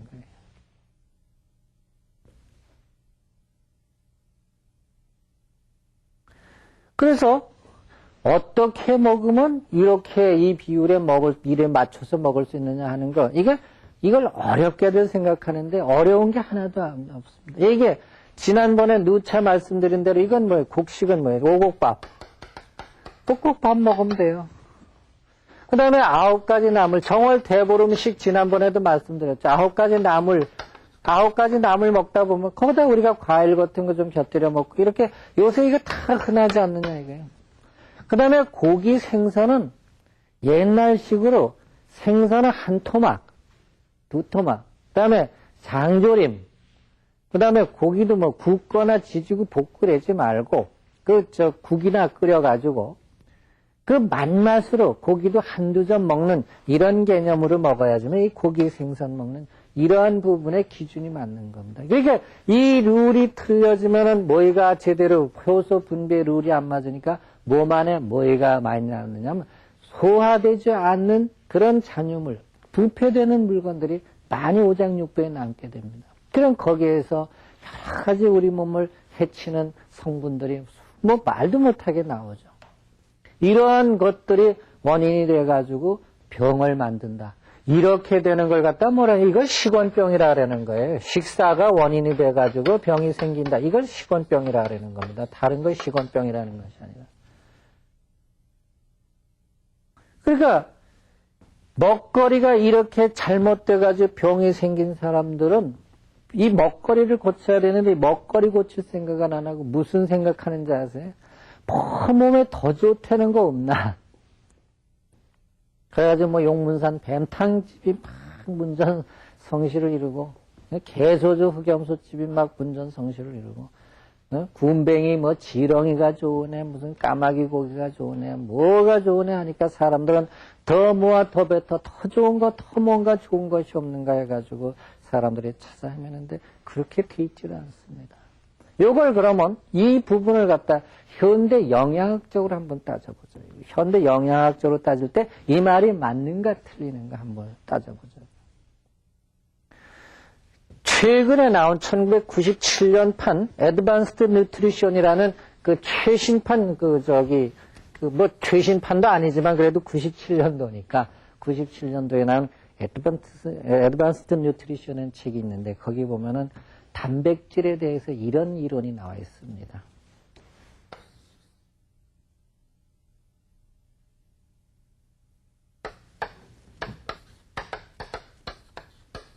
Obligatory and loss라는 이런 이론이 나와 있습니다. obligate 하는 말은 뭐냐면 불가피하다, 불가역적이다, 이건 뭐냐면 불가피하게 우리 몸에서 질소가 몸 밖으로 빠져나가는 거다 이런 얘기입니다. 이 이론이 있습니다. 이 얘기는 무슨 얘기냐면은 사람 몸에 있어서 이 단백질은 굉장히 중요합니다. 단백질은 질소 화합물이기 때문에 여기서 N이라는 말은 니트로존이라는 말입니다. 질소란 말입니다. 이것이 굉장히 중요하기 때문에 몸 밖으로 질소가 우리 몸에서 단백질이 빠져나가면 병입니다. 그래서 소변으로 단백질이 나가면 단백뇨라 그래가지고 병이라 그러잖아요. 소변으로 탄수화물, 당분이 나가면 당뇨라 그러듯이. 우리 몸에서 그렇게 단백질이 몸 밖으로 나가면 안 되는데 오블리게이토리하게, 불가피하게 나가는 것이 있다. 그게 몇 가지 있냐면, 머리카락, 그 다음에 뭐예요? 손발톱, 그 다음에 뭐예요? 침, 그 다음에 세포 재생 과정에서 나가는 뭐예요? 근육이죠. 일단은 세포 재생에서 나가는 우리 피부라든가. 그리고 이런 거 과정에서 나가는 죽은 세포죠. 죽은 세포들. 그 다음에 여자들 생리로 나가는 생리 때 혈액. 그 다음에 결혼 생활 통해서 사정할 때 나가는 정액. 이런 것 등등. 이런 것 등등이 이것이 단백질이에요. 이것들이 불가피하게 사람이 살다 보면 안 나갈 수가 없죠. 안 나갈 수가 없는 거예요. 그래서 실질적으로 우리가 단백질은 85%를 회수해서 쓰는데 이런 것들이 약 15%, 성인 기준입니다. 성인을 기준으로 할 때 약 15%가 몸 밖으로 나간다. 이 15%가 몸 밖으로 나가는 걸 뭐라면 오블리게이토리 앤 로스라 그런다.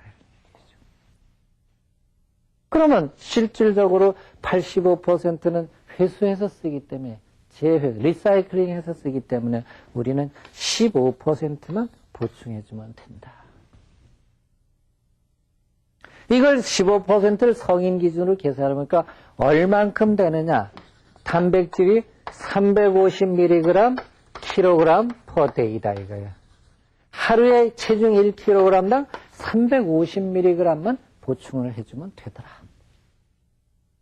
그 350mg이면 70kg짜리 체중이면 하면 22.5g이다 이래요. 24.5g이죠.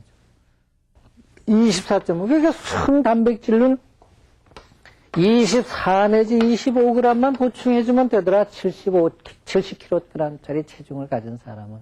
그럼 이게 얼마나 되는 양이냐? 얼마나 되는 양이냐면은 소고기 한 120g 정도 되면 된다. 우리는 실질적으로 불고기 먹은 소고기 1인분이 200g이거든요. 벌써 그것만 가지고 단백질을 과다하게 섭취하게 되는 거예요. 그래서 영양학적으로 볼 때도 우리의 이 맞춤이라는, 이 몸의 맞춤이라는 것이 이렇게 증명이 되고 있는 거예요. 그러니까 오장육부로 보나, 치아 구조로 보나, 영양학적으로 보나, 저는 그래서 분명히 말씀드렸는데 고기를 먹지 말아라. 이런 개념이 아니에요. 이걸 섭취하되 어떻게 치아 구조에 맞춰가서 섭취하면은 그것이 곧 오늘날의 우리를 건강하게 만드는 큰 그 중요한 먹거리가 된다는 사실을 인식해야 된다는 얘기입니다. 이제 이런 맞춤 음식 문화 시대가 끝나고 전부 기성복화가 되다 보니까 사람들이 먹지 말아야 될 것을 많이 먹게 돼서 식원병을 만들어내는 중요한 원인이 된다. 이 부분을 여러 성도님들께서 인식해 주시면 대단히 감사하겠다는 그런 생각입니다. 오늘 여기서 마치겠습니다. 감사합니다. 여러분 안녕하셨어요? 여러분들에게 도움을 드리려는 그 강의가 시간이 갈수록 여러분들에게 어떤 도움을 드리고 있는지 저 자신이 상당히 궁금하고 또 제대로 하고 있는지 그거에 대해서도 생각하게 하는 그런 때입니다. 그래서 오늘은 제가 하고 있는 그 건강법에 대한 소개를 좀 하려고 합니다. 제 건강법을 다음 건강법이라고 합니다. 다음 건강법.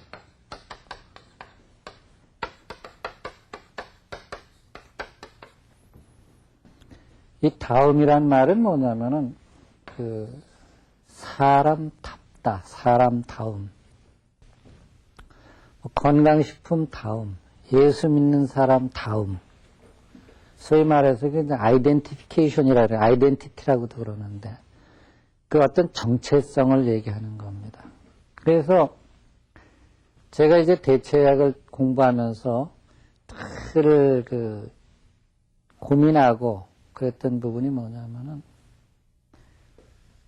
과연 건강하게 사는 방법다운 방법을 전달하고 있는가, 공부를 하고 있는가. 이게 제가 저 자신을 향해서 늘 던지는 질문이거든요. 그 이솝우화에 그 재밌는 말이 나오잖아요. 개구리들이 놀고 있는 그 연못에다가 소년들이 돌을 던지니까 뭐라 그러냐면은, 개구리들이 당신네들은 장난삼아 돌을 던지는지 모르지만은 우리들은 그 돌에 맞으면 죽는다, 이런 얘기가. 그 사람은, 그 사람의 생명이라는 건 이건 하나님께서 피조물로 주시면서 얼만큼 사랑하셨냐면 자기 아들을 독생자로 보내셔가지고 대신 죽게 할 만큼 사랑하신 것이 인간이라는 이 피조물인데, 그럼 인간을 정말로 사랑한다는 얘기는 뭐냐면 얼만큼 건강하게 살다가 하나님이 보시기에 정말 아름다운 삶을 살게 하느냐. 그것이 중요한데, 그럼 사람들이 건강하지 않으면 안 돼요. 그럼 진정한 의미의 건강이라는 건 무엇인가? 그래서 우리가 이 다음이라는 말은 어떻게 하면 정말 건강인답게 이렇게 살 수 있겠느냐.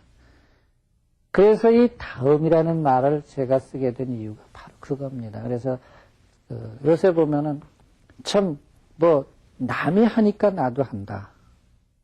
이런 말하자면 이미테이션, 흉내내는 그러한 삶들을 많이 살고 있는데, 저는 그런 의미에서 정말로 어떻게 하는 것이 건강하게 사는 것입니다. 요새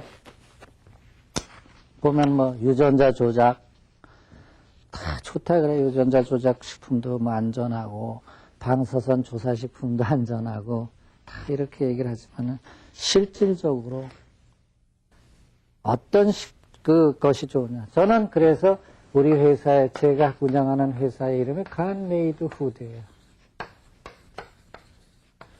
그러니까 하나님께서 만든, 그래서 GMF라는 이런 이름을 가지고 있습니다. 그래서 어떻게 하면 하나님께서 만드신 그 식품 그대로를 먹게 만드느냐. 하나님은 완전하신 분이니까 완전하신 분이 원하는, 만드신 것, 그것대로. 우리가 사실은 인간이라는 것이 아무리 잘난 척을 하지만은 우리 스스로 단 1칼로리의 에너지도 만들지 못하고, 우리 몸을 만드는 단백질을 1g도 만들지 못하고, 지방질을 1g도 만들지 못합니다. 겨우 우리가 할 수 있다는 게 햇빛 받아가지고 비타민 D를 좀 합성하는 거. 이런 거에는 우리가 할 수 있는 게 아무것도 없어요. 그래서 하나님께서는 인간을 만드시면서 제일 먼저 뭐라냐면 창세기 1장 29절에 내가 온 지면에 씨 맺는 모든 채소와 씨 가진 열매 맺는 모든 나무를 너희에게 주노니 너희 식물이 되리라. 온 지면에 씨 맺는 모든 채소와 씨 가진 열매 맺는 모든 나무를 너희에게 주노니 너희 식물이 되리라. 그 얘기는 곧 뭐냐면 하나님께서 모든 면에서 완벽하신 분이 그 얘기를 주실 때는 뭐냐면 그대로란 말은 그대로가 뭐예요? 자연 그대로, 있는 그대로, 네? 있는 그대로, 그 다음에 자연스럽게. 이런 거거든. 자연 그대로, 있는 그대로, 자연스럽게.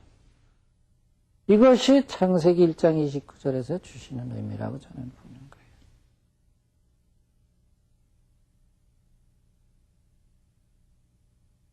요새 어떤 세상이 되냐면希腊의 유명한 그 이상한 동물 있죠. 얼굴은 사자고 몸뚱아리는 염소고 꼬리는 뱀. 그걸 뭐라 그래요? 키메라라 그러지 않습니까? 키메라. 키메라라는 건 뭐냐면 얼굴은 사자고 몸뚱아리는 염소고 꼬리는 뱀 꼬리를 가지고 있는 그런 동물을 갖다 키메라라는데, 요새 포메이토라는 말이 있어요. 포마토. 이건 무슨 이 위에 땅 위엔 뭐가 열려요? 토마토가 열리는 겁니다. 땅 속엔 뭐가 열려요? 감자가 열리는 게 이 포마토입니다. 그래서 과학이 발달이 되다 보니까 키메라라는 것, 그 전설적인 말하자면 이상한 그런 동물, 말하자면 얼굴이 사자고 몸뚱아리 염소고 꼬리 있는 뱀이라는 얼마나 이상한 동물입니까?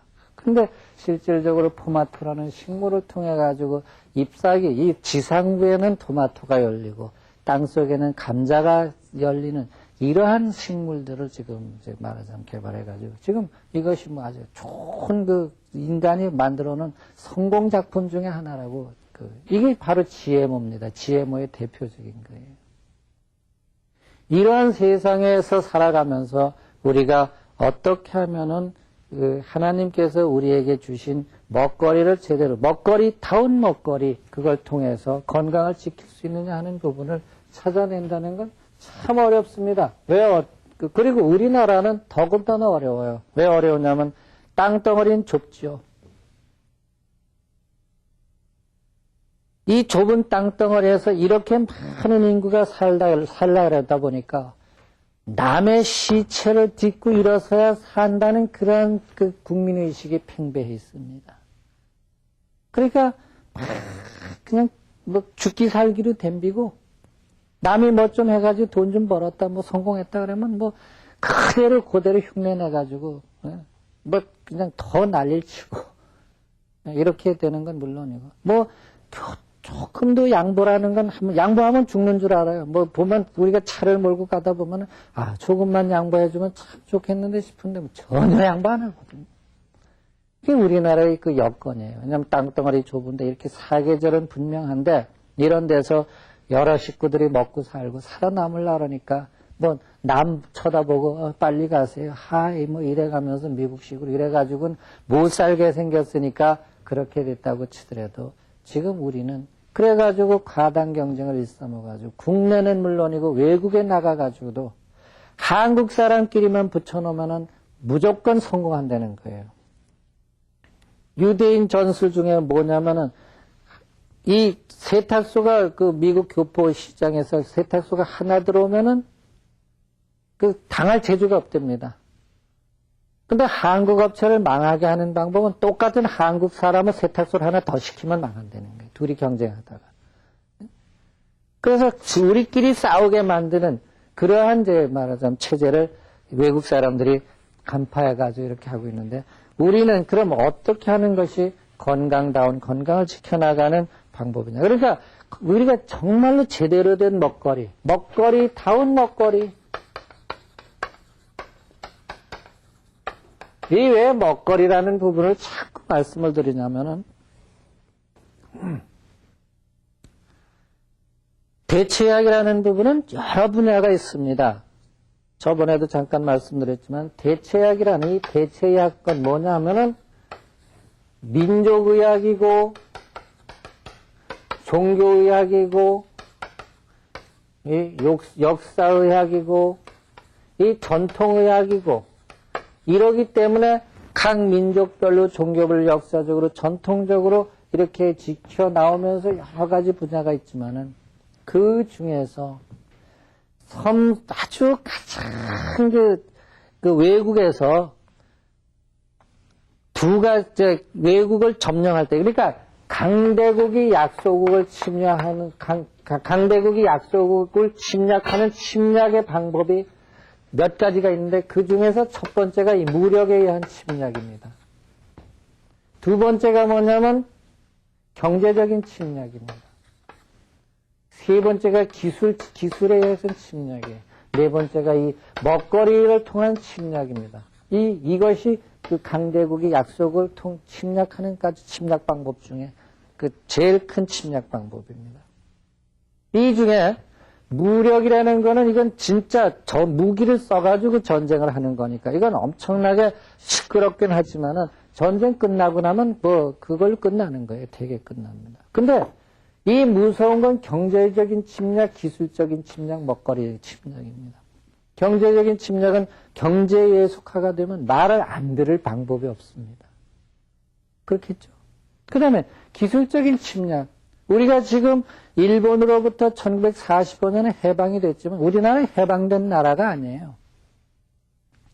일본에 기술적으로 의존하는 것이 얼마나 많은지 모릅니다. 일본에서 부품을 안 들여오게 되거나 뭐 기술적으로 도움을 못 받으면 공장이 안 돌아가는 공장이 태반이고 물건이 안 나오는 게 엄청나게 많습니다. 그 다음에 무서운 것이 뭐냐면 먹거리에 대한 침략입니다. 우리나라 사람들이 미국식으로 계속 먹잖아요. 햄버거, 핫도그, 피자, 그 다음에 켄터키 치킨, 그 다음에 또 스테이크 종류, 이 고기, 이런 종류, 그 다음에 뭐 이런 거 먹다 보면은 우리나라 사람들의 먹거리가 어떻게 바뀝니까? 완전히 서구화되는 거죠. 이 서구화되면은 사람들의 의식도 어떻게 바뀌면 서구화로 바뀝니다. 음식이 인스턴트가 되면은, 인스턴트 음식을 먹게 되면은 사람의 의식도 인스턴트가 됩니다. 참을성이 없어지는 거예요. 이 음식이 바뀌어가지고 변화되는 내용들, 지난번에 내가 말씀드렸나 모르겠는데, 이 아프리카 유명한 그 마우마우 살인단이라는 게 있습니다. 마우마우 살인단이라는 것이 바로 음식이 바뀌어가지고 나타난 대표적인 현상이에요. 마사이족이라는 그 아프리카 원주민하고 키쿠유족이라는 원주민이 있었는데, 마사이족은 아주 육식을 중심으로 하는 종족이었고, 키쿠유족은 곡채식을 중심으로 하는 종족이었습니다. 마사이족은 육식을 중심으로 한 종족이기 때문에 아주 맹수 같은 그런 종족이었어요. 그래가지고 키쿠유족 그 얌전한 농경 문화를 사랑하는 그 곡채식 중심의 민족이 한날 마사이족한테 당해가지고 쫓기고 그래가지고 산속 깊숙이 쫓겨 들어가가지고 이제 평화를 유지하면서 사는데, 하도 마사이족한테 당했으니까 마사이족에 대한 원수를 갚아야 되겠다는 생각이 나가지고 원수 갚는 방법으로 생각한 것이 뭐냐면 우리의 먹거리를 마사이족 같이 바꾸자. 그래가지고 키쿠유족이 채식 중심에 살던 사람들이 육식 중심으로 마사이족 같은 먹거리를 바꿔놓으니까 키쿠유족의 그 성격이 어떻게 바뀌었냐면 아주 마사이족보다 더 포악하게 바뀐 거예요. 그 포악하게 바뀌어가지고 얼굴에다 수건을 쓰고 아무나 찔러주고 즉석. 그래서 그것이 유명한 마우마우 살인단이라는 것이 만들어진 것이 마사이족을 통해 만들어진 것이 아니라 키쿠유족에 의해서 만들어졌다는 얘기입니다. 이 얘기는 말하자면 그렇게 곡채식을 중심으로 해서 평화롭게 살던 사람들도 먹거리를 바꾸면은 인스턴트, 이렇게 육식 중심의 인스턴트 식품으로 바꾸면은 그렇게 마우마우 살인단이 될 수 있다는 걸 증명해 보여준 세계적인 레포트입니다, 이것이. 그럼 오늘날 우리의 문화 속에 보면은 자살하는 사람들이 늘어나고 성을 갖다가 쉽게 그 매매하고 말이죠. 매매춘이 활발하게 되고, 그 다음에 뭐 살인이 저게 아무렇지 않게 일어나고, 그 다음에 급하고 양보하지 못하고 이렇게 되는 모든 사회적인 현상들이 어떻게 된 문제가 생기냐. 이 먹거리의 변화가 근본적인 문제가 온 거 아니냐 이런 얘기. 그러다 보니까 사람들이 먹거리가 풍부해지면 어떤 문제가 있냐. 향락이라는 부분이 아주 그 문제가 되는 거예요. 미국에서 소위 말하는 그 뉴욕이라든가 워싱턴 가면은 초등학교, 우리나라로 말하면 초등학교 아주 명문 학교들이 있습니다. 1년에 몇만 불씩 줘야 되는 그 초등학교가 미국의 마약 거래 최하부 조직이라는 사실이 발견됐다는 얘기를 여러분들 아마 들은 적이 있을 겁니다. 그 경찰에서 갑자기 학교에 나타나가지고 학생들을 운동장에 다 모아놓고 그러고선 애들 그 사물함이라든가 가방을 뒤지면 거기서 마약이 팍 쏟아져 나가지고 많을 때는 2트럭씩 실어간다는 얘기예요. 그 초등학교 애들이기 때문에 법적으로 어떻게 처벌을 할 수도 없고 그러니까 이렇게 수시로 와가지고 단속을 해서 걷어가는데 왜 그런 마약이 성행하게 되냐? 먹거리가 풍부해져 의식이 족하게 되면은 사람들은 무언가 향락적인 쪽에 아주 말초신경을 자극하는 쪽으로 가지 않으면 안 된다는 얘기입니다. 그러니까 오늘날 우리 음식 문화에 서구 음식 문화가 들어가지고 배가 불러지고 먹거리 맛있는 걸 많이 먹게 된 것까지는 좋은데 그것이 결과적으로 우리 민족에게 있어서는 뭐냐, 먹거리다운 먹거리가 못 된다는 데 문제가 있는 겁니다. 이것을 회복하지 않으면 안 되는 거예요.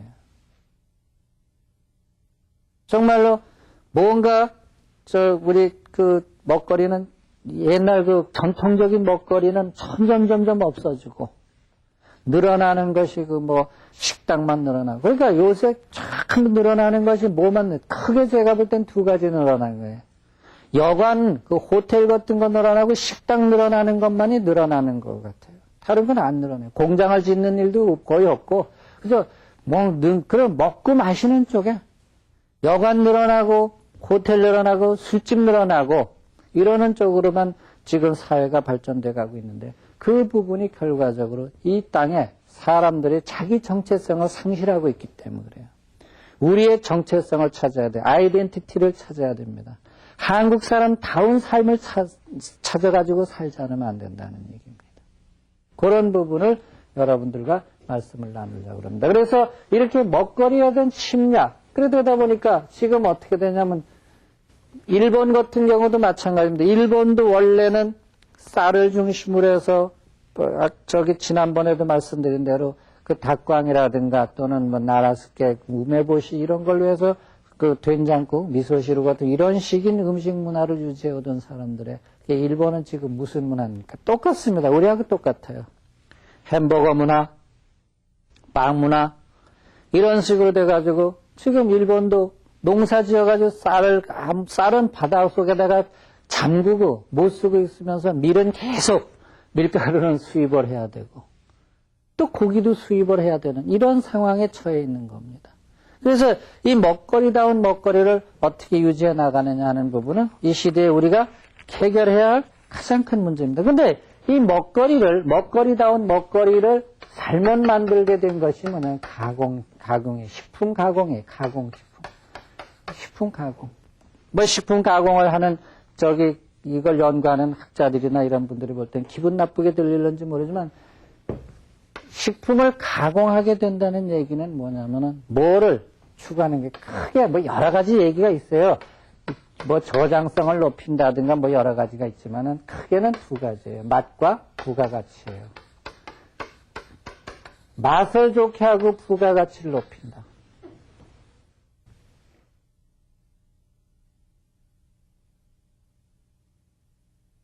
이거는요, 맛을 좋게 하고 부가가치를 높인다는 것은 식량이 부족할 때는 이런 얘기가 있을 수가 없습니다. 왜 이런 얘기가 있을 수가 없냐면, 식량이 부족하고 먹거리가 부족할 때는 찬밥, 더운밥 가릴 새가 없어요. 그땐 뭘로 먹어요? 양으로 먹는 겁니다. 맛으로 먹는 게 아니에요. 우선 그땐 배가 불러야 되니까. 배가 부른 연후에 뭐 맛도 찾고, 요새는 무슨 시대라냐면 요새는 기능성 식품 시대라 그래요. 이제는 맛도 필요 없어. 뭐 어떻게 먹으면 건강하게 사느냐 이런 쪽으로 가는 거예요. 어떻든 간에 이 가공식품 통해서 맛과 부가가치를 높이려다 보니까 맛을 추구하다 보니까 뭐 크게 세 가지 문제가 생기는 거예요. 하나는 영양소에 유실이 오고 변성이 오고 그 다음에 뭐가요? 첨가물이 들어가는 거예요. 유실과 변성과 첨가물이라는 것이 들어가죠. 영양소 유실이 오므로 해서 원래 식품이 지니고 있던 영양소는 유실이 되고, 그 다음에 단백질 같은 것도 열을 가해가지고 변성이 되고, 그 다음에 그 567가지나 되는 첨가물을 집어넣다 보니까 첨가물은 거의가 다 뭐냐면 독성이 있다고 봐야지만 되는 거예요. 그래서 첨가물 공전이라는 걸 보면은 넣어야 될 것, 넣지 말아야 될 것, 그 다음에 넣어야 될 양이라든가 이런 것들이 굉장히 첨가물 공전에 자세하게 나와 있습니다. 그런데 첨가물 공전에서 하라는 대로 보통 우리가 식품을 만드는 사람들이 하느냐? 못해요.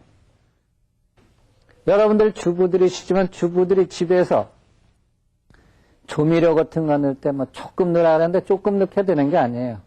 이렇게 넣어보면은 이미 입맛이 바뀌었기 때문에 맛이 좋아질 때까지 넣게 돼 있는 겁니다. 그 룰은 정 하나만 한 거예요. 그 결과가 어떻게 나올 것이냐면 금방 안 나타나니까, 예를 들어서 이 식품 첨가물을 갖다가 양보다 더 많이 먹었는데 금방 식중독이 일어나가지고 뭐 왕창 아파진다거나 이러면 뭐 금방 문제가 생기지만 그렇지 않아요. 이 식품 첨가물이라는 게 그렇게 돼 있는 것이 아니라 가랑비에 옷 젖는 식으로 돼 있거든. 아주 서서히 조금씩 들어오는데 그것들이 나중에 쌓이면 문제가 되게 돼 있는 거거든요. 지금 우리가 이런 또 그 다음에 부가가치를 높이기 위해서 포장을 아름답게 해야 되잖아요. 포장을 아름답게 하기 위해서 뭐 스티로폼이라든가 그런 그 플라스틱 제품이라든가 이런 여러 가지 점. 그 다음에 색소도 막 집어넣고 그러거든요.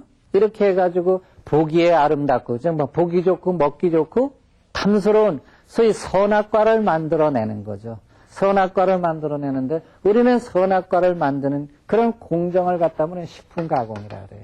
다른 것이 아니라 식품 가공이에요. 그 오늘날에 보면 하다못해 아이스크림 하나 봐도 얼마나 알록이 달록이 아니에요? 네? 그 다음에 아주 새콤하고 달콤하고 뭐 이런 그다음에 고소하고 이렇게 해가지고 아주 혀를 있는 대로 자극을 시켜주는 거 아니에요. 안 먹으면 못 먹이겠고. 이제 이렇게 이제 만들어내는 거예요. 그럼 본래 하나님께서 우리에게 주신 먹거리라는 것은 뭐냐? 간대운데가 없는 거예요. 전부 가공을 해요. 그렇게 하다 보니까 이 맛과 맛은 좋아지고 부가가치는 높아졌는지 모르지만은 거기에 따른 국민 건강이라는 거는 이제 점점 나빠지는 거죠. 이건 역학조사로도 나와요. 아프리카에 쌍둥이가 있는데 한 사람 아프리카에서 키우고 한 사람 미국에 가가지고 뉴욕에서 키웠는데 그러니까 쌍둥이는 일란성이기 때문에 되게 그 모든 형질이 비슷하잖아요. 그럼 아프리카에서 사는 사람들은 아프리카 원주민의 식사를 그대로 먹고 사는 거예요. 하나는 미국 가서 미국식으로 사는데 한 몇 년이 지나고 보니까 미국 가서 산 사람 미국식인 병을 다 앓게 되는 거예요. 아프리카 사람들은 전혀 아프리카에서 큰 사람은 전혀 그런 병을 안 앓는 거예요. 그 결과적으로 그것이 뭐냐면은 이 미국이라는 것은 뭐가 제일 발달된 거예요. 식품 가공이 발달돼서 가공식품의 천국이죠. 미국 가보니까 아침에 전부 그 햄버거 집에서 아침 식사를 하는 사람들이 거의 대부분이에요, 보니까. 집에서 밥 해 먹는 사람이 별로 없어요. 햄버거, 포테이토 치킨, 포테이토 칩 있잖아요. 감자튀김, 그 다음에 주스, 아니면 커피 한 잔 넣고 그거를 먹고, 제가 그 먹는 걸 보면서 저렇게 먹고도 사람은 살 수 있구나. 근데 그렇게 먹고 살 수는 있어요. 근데 뭘로 삽니까? 환자로 산다, 이런 얘기죠.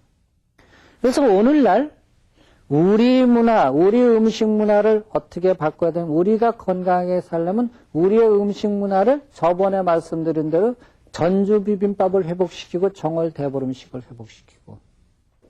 그런데 그보다 더 좋기는 생식을 하는 게 제일 좋습니다. 저는 1988년에 이 땅에 생식을 처음으로 만든 장본인인데 그 생식을 하되 하나님께서 주신 명령대로 하라 이거예요. 무슨 얘기냐면 씨 맺는 모든 채소와 씨 가진 열매 맺는 모든 나무를 너희에게 주노니 너희 식물이 되리라. 거기 반드시 뭐예요?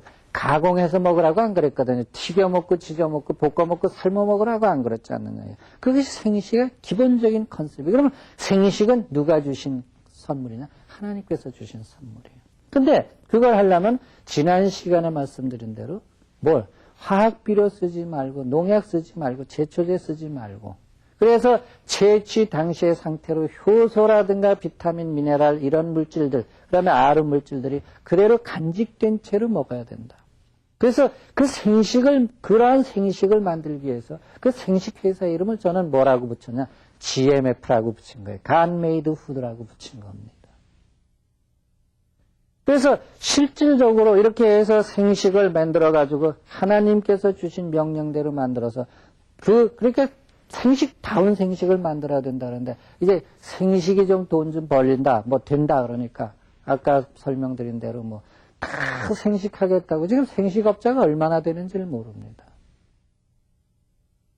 그러면 원래 빈수레가 요란하다고 생식의 실질적으로 내면 그런 세계라든가 이런 것이 정립이 안 돼 있는 사람은 목소리는 더 크거든요.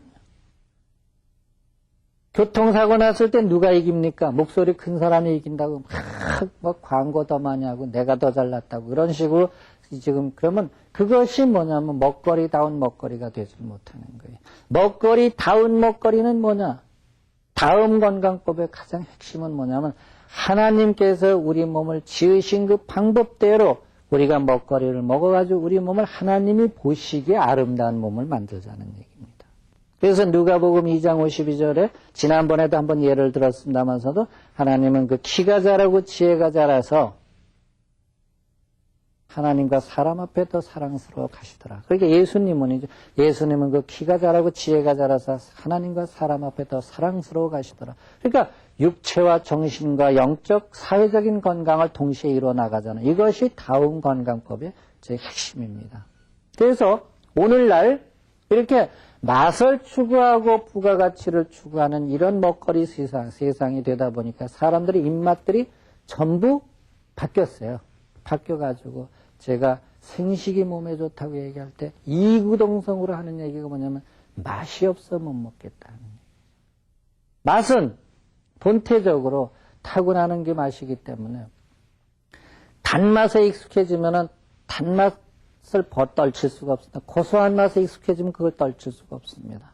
그래서 저는 맛이 없어서 못 먹겠다는 분들에게 이렇게 권하고 싶습니다. 한 보름 금식해 보십시오. 네? 보름 금식하고 나서도 맛이 없다 그러면 그때 가서 얘기합시다. 제가 이제 이런 그 농담 같은 얘기를 합니다. 왜? 제 친구 하나가 보름 금식을 하고 내려오는데 제일 첫 번에 만난 게 도토리였답니다. 그 날도토리를 집어먹으니까 그렇게 맛있을 수가 없더래요. 그래서 도토리라는 것이 이렇게 맛있는가 해가지고 나중에 복식을 하고 나서 도토리를 다시 먹으니까 도저히 뜰거서 먹질 못하겠더랍니다. 그래서 우리는 이렇게 가공식품이라든가 이런 걸 통해서 입맛이 변해가지고 진정한 하나님의 맛을 상실하고 있어요.